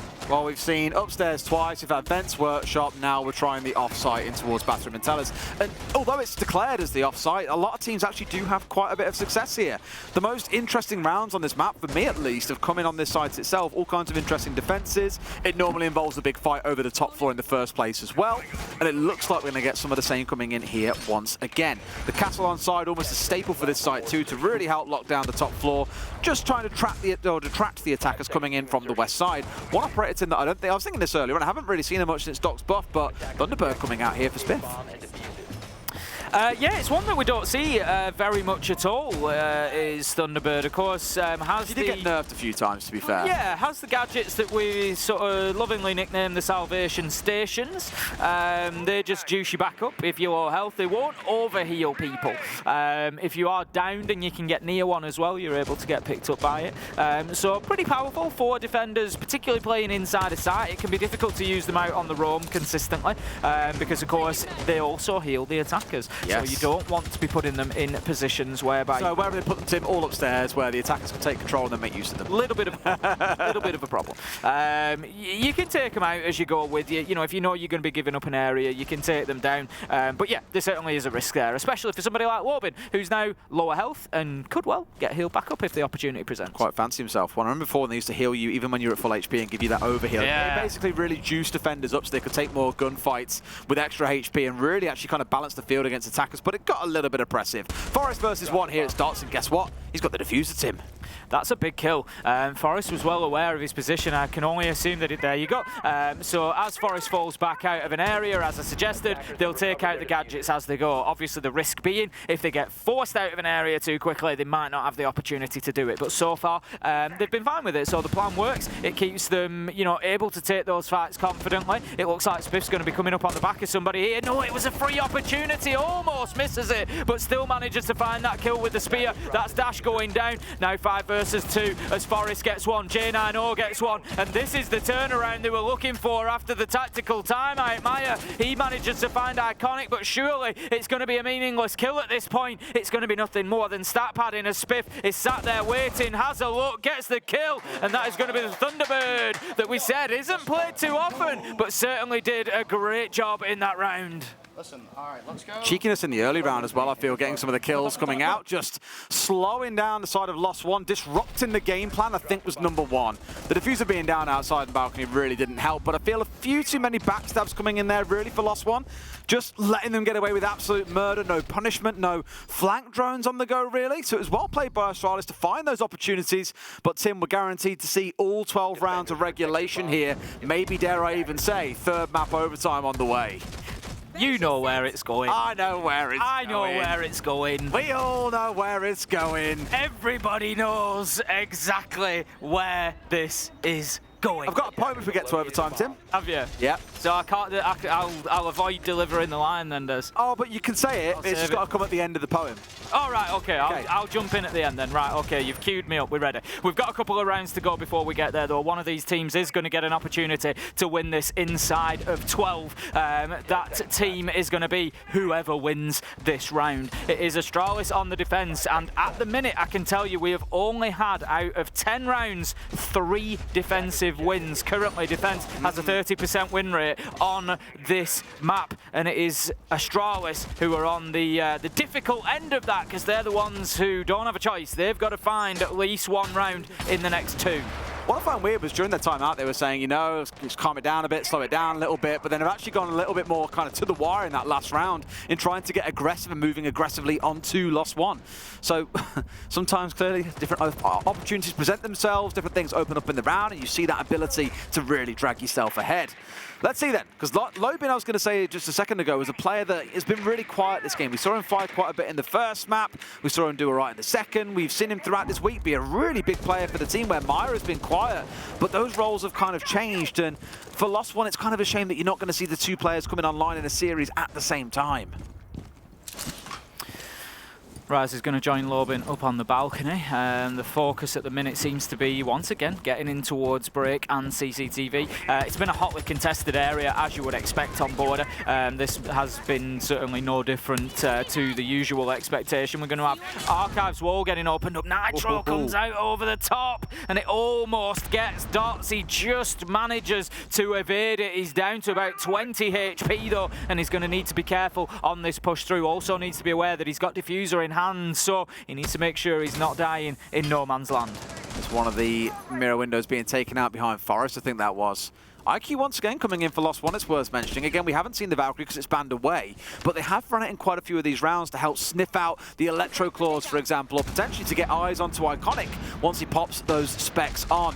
Here we go, those two players. I was actually two players sat inside a fountain, but it was just the one. Sorry, it's Dash to walk in and get the entry. Spiff finding Lobin, 3-9 in the game. Needs to make himself heard, but Rise steps up big. 4v3 for Lost One. Both teams are so alive at the minute. They are absolutely ready and up for this fight. Shuttle is on an unlikely flank here with the mirror. He's got himself back upstairs, but needs to be careful because he will be loud when he moves, and I think that they are well aware. They're going for the kill. Shuttle somehow manages to get one and drop away. Gets away with his life. That's a steal for Astralis. No trade coming in for Lost One. Balances the books back out into a 3 versus 3. Really hard to call in these last 30 seconds which way it's going, but based on the fact that clock's running down towards 0 and the HP bars, you give it towards Astralis, Tim. You certainly would. Spiff's going to take half health damage there, and that's going to leave him down at about 50, but it doesn't stop him from finding a kill as Dots tries to drop into sight, and it's looking at the minute like it could be Astralis taking this. 15 seconds left to go. This army of J9 taking a lot of damage there. They're having to rush, and they're getting punished for it. And there is their punishment. Astralis finding round 11 and giving themselves the map and series point opportunity. Such a big round from Spiff as well. A 4K to close things up and move them up to, as you say, Tim, match and series points. Lost One have had a good half here on the attack. They've got to get one more over the finish line to send it into overtime, and then God knows what comes next. Honestly, those last 3 rounds are going to be an absolute war if that's what it comes down to. That gives us our 4th successful defense here on Border, and Astralis need one more, but they've got what you would consider to be one of the strongest sites in order to do so. The only problem is they've already tried it twice. Round 7, round 9, both unsuccessfully. Third time lucky? Third time's a charm. I'm just trying to find out who starts on which side. Astralis is certainly going to be hoping that the Saiyans are in their favour, at least, that it will be third time lucky, but Lost One are certainly going to be doing everything they can. Hit us with the info, Des. Lost One starting attacking overtime. Definitely an advantage. Just a bit. If we get there, Astralis could absolutely pull it out the bag here. I know Spiff have really gassed up throughout the series, and he's impressed this week. I think we said back on day 2, I want to say, we cast Astralis for the first time. We were really impressed by him. Really has fit into the roster well. Sean showing what he can do. 14-8 so far in this game, shining and dragging his team through when they needed to the most. They want it done here and now. They don't want to go to those final 3 rounds that, as much as we love as casters and as neutrals, as viewers and onlookers, it's a heart-in-mouth moment for the players that are in the server. Dots is going to open up the top of East stairs before switching his attention. Ooh, that's not ideal. You always hate it when a drone bounces back like that. It's wasting 10-15 seconds as you have to get off the rappel, back on the rappel. You got to throw it again. Let's hope he gets it right. This time it is. He's going to send it in through office window. They need to know exactly what they're facing up, but it certainly looks like the attacking push at the minute is squaring up for an archives window again. That mirror window once again on the sandwich wall is just going to cause a bit of frustration, I think, on towards the east stairs. You can just get swung from it so easy when they've got all this visibility. So the question is, where else are they going to face things down? They clear this player out of sandwich. They're in a great spot. He gets a kill or 2. It's basically game over. Yep, exactly that. The difficulty is they're limited on the hard breach, so they can't necessarily, if they had a Hibana maybe, they could go underneath, open the hatch, they could use a nade, you know, to deal with that position, but it's not something they're going to be able to do. They've had to work around it. It's got Maya as well. Manages to get Maya. There's a second. J901 to Dots, and it's looking like it could be over for Lost One. It's 4 versus 2, 3 versus 2 as the LATAM team managed to fight back. We're only halfway through the round, Des, but we've had at least more than half of the action. 2v3, it's looking dire at this point. They fought so well in the first few attacking rounds, but Astralis have warmed into their defenses. Gunfight's not going the way required. A quick hop outside there as well as he passes from CC back in towards sight. Shuttle, though, has got the side swipe. Do they know about the player? Dash finds one. Shuttle gives himself away. Lobin, what a round to make yourself known. Shuttle's left in a 1v2. We've criticised him. We've criticised them all, but Lost One send us into overtime. They really do, and what better way to end this matchup. Both teams have had their moments, Des. I can see you're itching. Hit me with it. Roses are red. This game is sublime. In fact, it's so good, we're going to overtime! time. That's what I wanted to hear. Astralis looking a little bit lost there. They know that that was their round to win. They had the 3 versus 2. They'd done everything right, but it just all falls apart at the wrong moment. And I feel bad isolating one player, but Shuttle was in such a good position. He panicked when he saw Dash come on his screen. He took a couple of shots. He backed away towards 90 and left his 2 teammates out to dry in a 2 versus 2 that they lost. And they found themselves here. Again on the defense, they're choosing to go to Bathroom and Tellers first. Lost One has said, get that attacker's advantage. Bathroom and Tellers was the first defensive site won by Astralis. It was back in round 10 that they were able to get that done. They actually managed to do it against the entry kill as well. Dots picked up the entry kill in that round, and they were still got the round 1 4v5. So it tells you exactly why they've got confidence in being able to lock this down now. We are basically, Des, into a best of 3 slugfest. The last 2.5 hours all comes down to this. We've had Lost One win on Skyscraper. We had Astralis win on Oregon. And now the best over the next 3 rounds here on Border will continue in the Six Invitational 2023. I just can't, it's unbelievable to kind of comprehend that a couple of minutes of playing it sounds weird, a couple of minutes of playing a video game to determine whether or not you're staying here to go on a stage in front of thousands of fans to compete for that big title, or if you're on a plane home tomorrow. That's the level it's coming down to. Whew. I don't know which way it goes, Tim. It's exciting though. I've missed this feeling. This is why every single one of us loves esports and loves this tournament as much as we do, because it creates moments just like this. Rise straight in, looking to get that wall open in break room. I don't know if Spiff can get that cleared off. Yes. No, he can't. It's too low. He's not going to be able to do it. There's going to be a line of sight through into 90 corridor. That just makes things a little bit perilous for Astralis. It depends, though, if Lost One are able to hold that angle or whether they need the manpower elsewhere. I'm not at all going to say he's going to try and hit the kill record here, because in 3 rounds I doubt he can, but Maya is 39-20 across this series. And Lobin, he has really quiet before that last round. What he was, 3-9? Found himself 3 kills in succession here, just when his team needed him most. We were talking about the same for Spiff on the other side, turning up absolutely huge when his team needed him. But you've got now a counterpart on the other side that's doing exactly the same. I say that, he hits the deck after Lobin finds 1. Forest pushes up and finishes at least 1 off, and Lobin is on the deck, but not out of this round yet. There's a second one coming in as Shuttle gets that complete. 3 versus 3, Tim. We've been here before. 3 versus 3, but Astralis do still have a top floor presence. There's one inside of office at the minute. They're still pushing on east stairs as well. So there we go. It's J9 in office. I'm not sure they would. They know. I don't know. There. Ooh, the Gemini clone maybe just sees him over the top there, so he's going to drop himself away. Probably a smart move. Doesn't want to be giving up anything for free. Yeah, back on site. 2 of them here as well have really dug themselves, and you've got the 3rd lurking out towards the bottom of main stairs. It's Shuttle.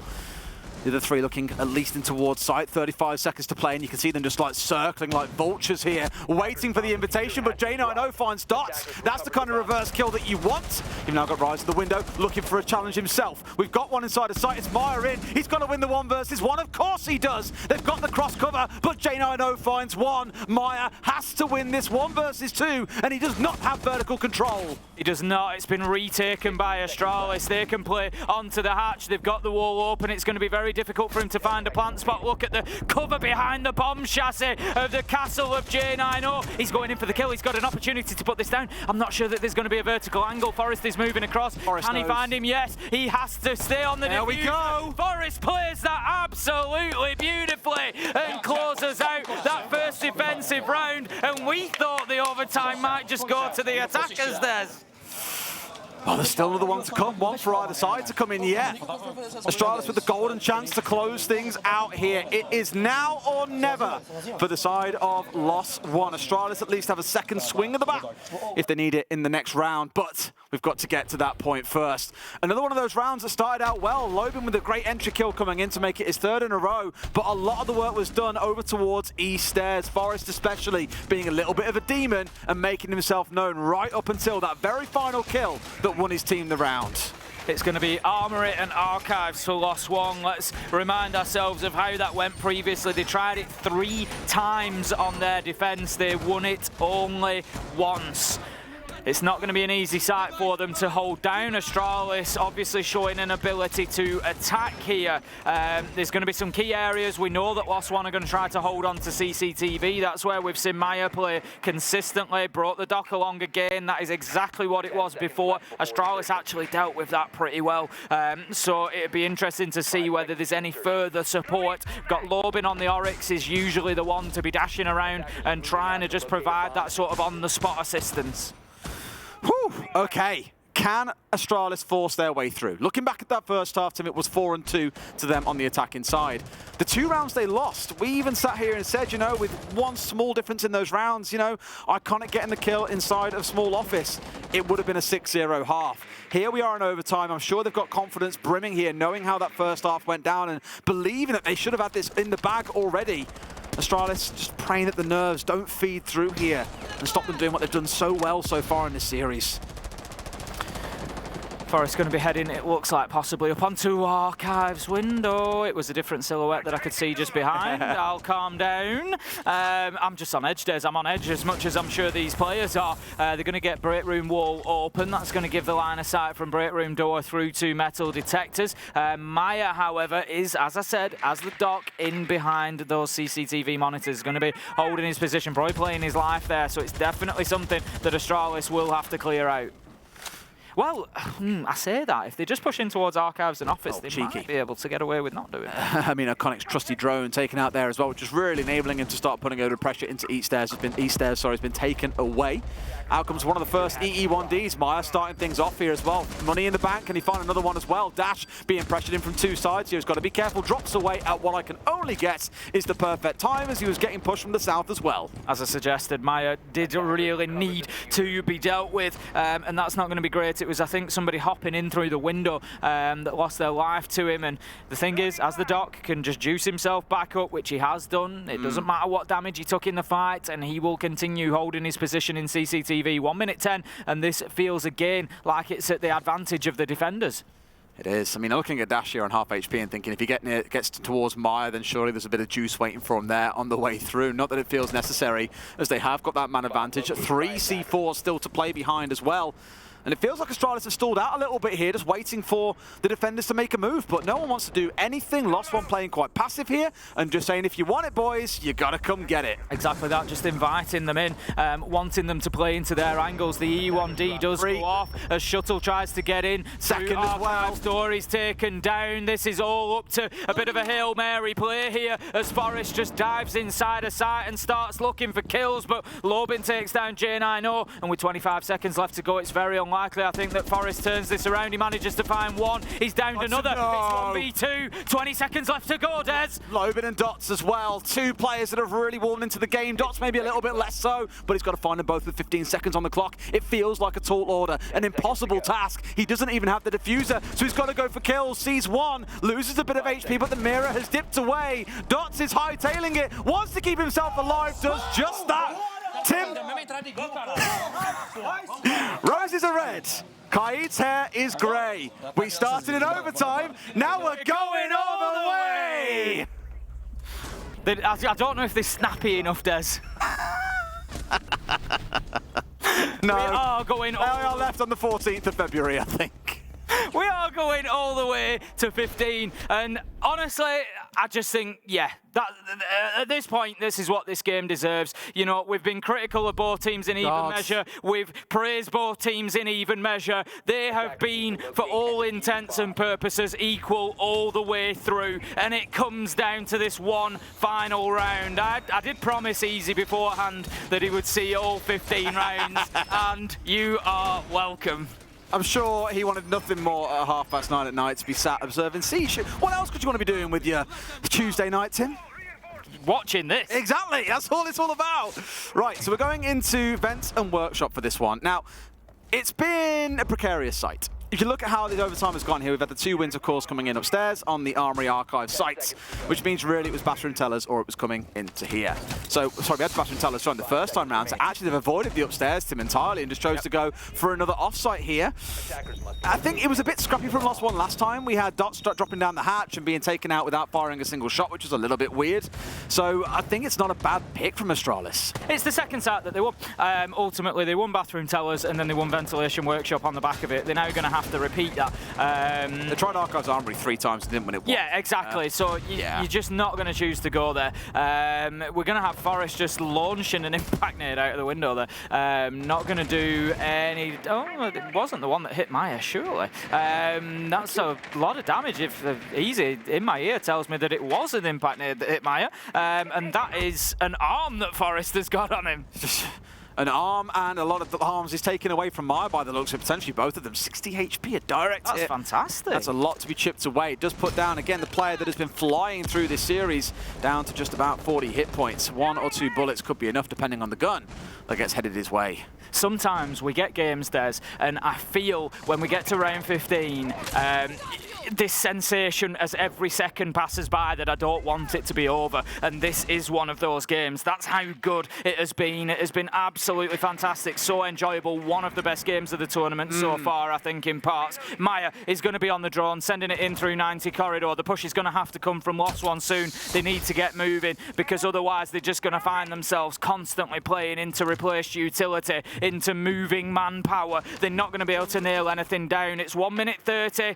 You've had your information phase. You've got your drones in there. You've seen where everybody is. Now you've got to try and move them. Iconic's really dug in and kind of invited, actually, the attackers to come in here by putting 2 of the keeper barriers inside a break room. Stands up towards the right. It gives Rise a little bit of cover on the march through. Forest gets first blood. Dots goes down. It's Maya second.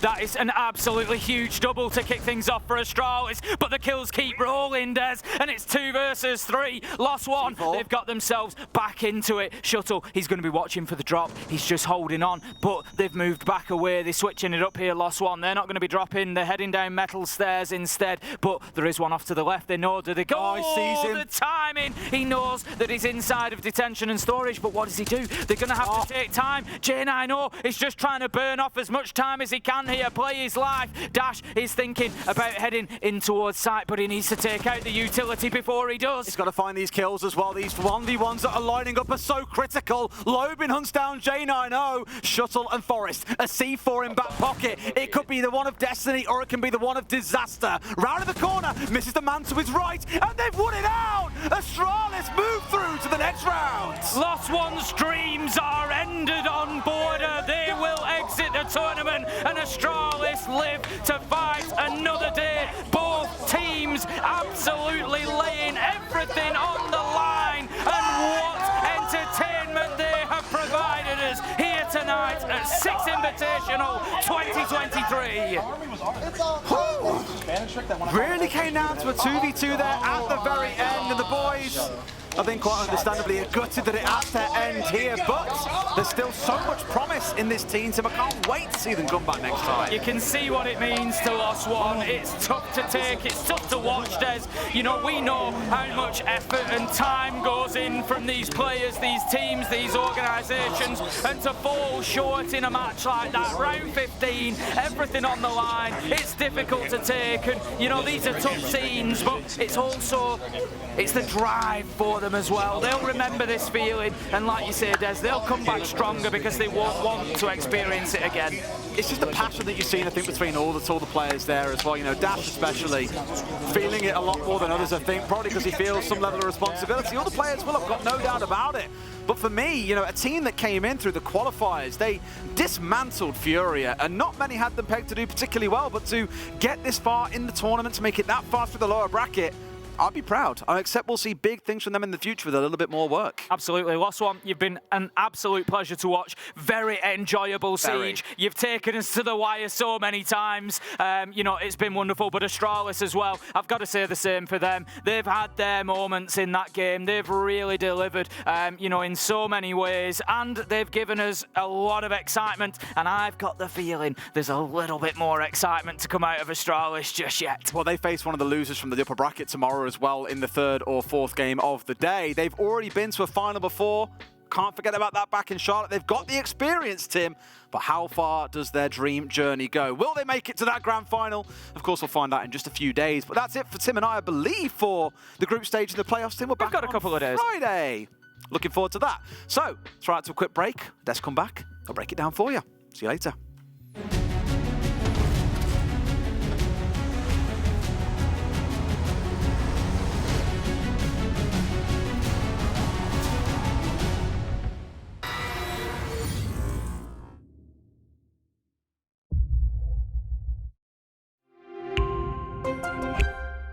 I'm Nicholas Morton, but you know me as Pingu. I'm a 2-time Rainbow Six Siege World Champion and former top Rainbow Six Siege player in Pro League.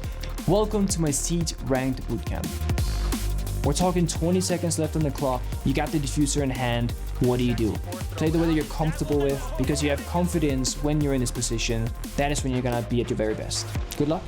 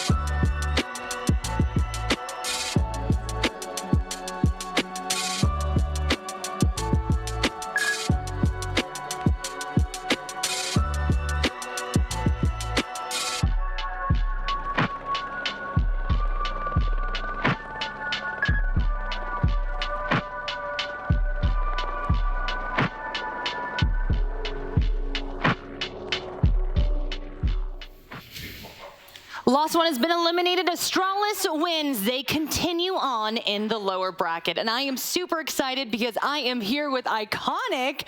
Iconic, I have to say this, that was iconic. Sorry, I know I'm cheesy. But for real, those last 2 rounds, the pressure was on. What were you thinking in those moments? I mean, biggest thing was just making sure we were playing as a team and just making team decisions together. Because, you know, that's what's going to get us out of the game, and it did, you know, just playing as a team. So that was the biggest thing, just making sure everyone was in sync and just playing off each other. So first question from me is the pre-game huddles where you're in the middle. What's the type of things that you're saying to the team to get them energized for the game?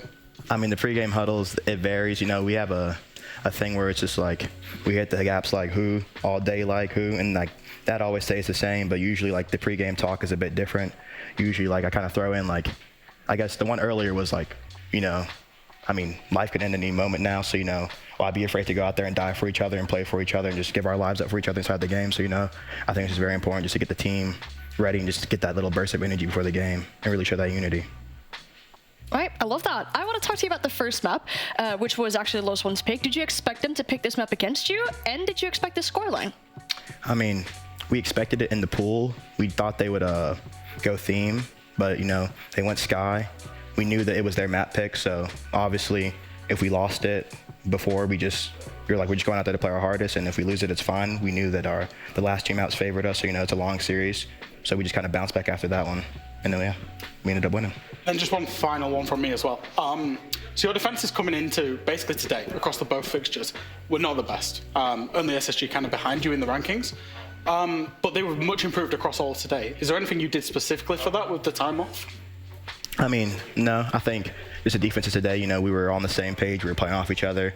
You know, we just weren't playing too afraid because in the beginning games, we were kind of afraid to be uncomfortable. So, you know, we just got comfortable with being uncomfortable and, you know, we just started playing better. Iconic, last question. Anything that you want to say to the fans watching at home? I mean, first thing, you know, got to shout out the parents, you know, love them. And thank you to all the fans who have been, you know, supporting us. You know, it was a rough start to the group stage, but, you know, we learned from our mistakes. We made adjustments, you know. I hope you guys keep supporting us here. All right, Iconic, fantastic interview. And again, congratulations on your victory. Thank you. All right, Analyst Desk, let's dive in. And you know what? Let's just skip to map 3. Am I wrong? Because it just got intense there. Or we're going to throw up Skyscraper. Okay.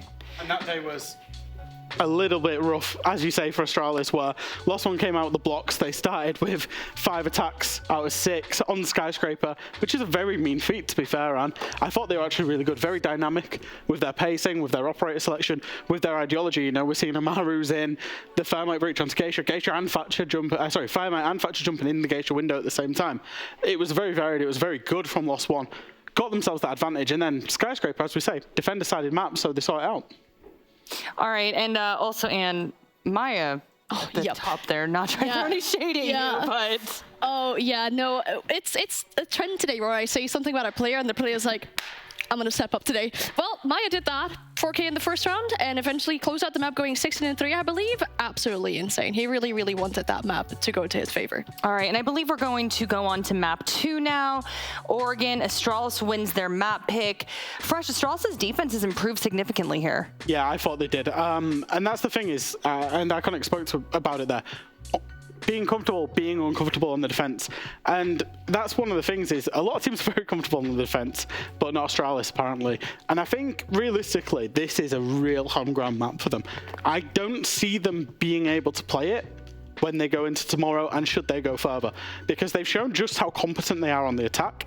But now that the defenses is catching up with that, and again, remember, Oregon is a defender-sided map, they look really dangerous on this map going up against anybody. This was one of the maps that Lost One won the qualifiers to this tournament on, being literally their #1 favorite map to get to the tournament, and Astralis made them look silly on it.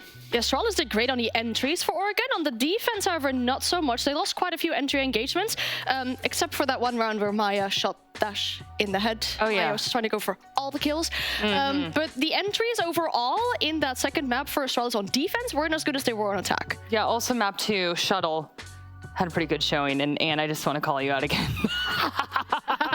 My predictions are already in the mud. Even if I predict a player to do bad and they step up, I'm just used to it by now. Okay, well, all teasing aside here, it really all came down to map 3. Am I wrong? I mean, border 8-7, Astralis wins. I'm going to be a little bit harsh here, Fresh. Okay. I was a little bit worried about Astralis in the last 2 rounds. Like, I thought they could have secured it a little bit earlier, and then I was just like, are they going to do this, or is this going to slip through their fingers? I think border was the most Astralis map I've seen in a long time. Okay. It was chaotic, it was to in and throw in, and in 1, 2, 3, 4, 7 separate rounds out of the 15, there was an Astralis player that got a 3K or more. which tells you all you need to know about Astralis. It is chaotic, it is full of hero plays, and that's what this team does. Now, which one map enables so many hero plays and gunfights? It's got to be Border. So, you know, on the balance of things, I think the best team deserved it on Border, but obviously it was very close. It was really close, yeah. There were quite some moments where teams got the entry kill but didn't really convert that into a round win. So even when teams were down players today, they were still able to pull that round back in their favor. Lost one, won a lot of rounds at the end of their defense going into their attack. But then Astralis actually indeed managed to come back with 2 very good defenses in overtime. Maya once again topping the scoreboard. He's really put in a shift today. Yeah, his ears were burning. He heard us talking about him and he was like, I'm going to show up then. All right, Fresh, let's talk about the future of Astralis. Do you think it's looking bright for them here at SI, or do you think they got some tough competition ahead of them? I mean, hey, I came into this fixture saying lightning can't strike twice. It's chaotic playstyle, somebody's going to figure it out eventually. They've proved me wrong twice now today.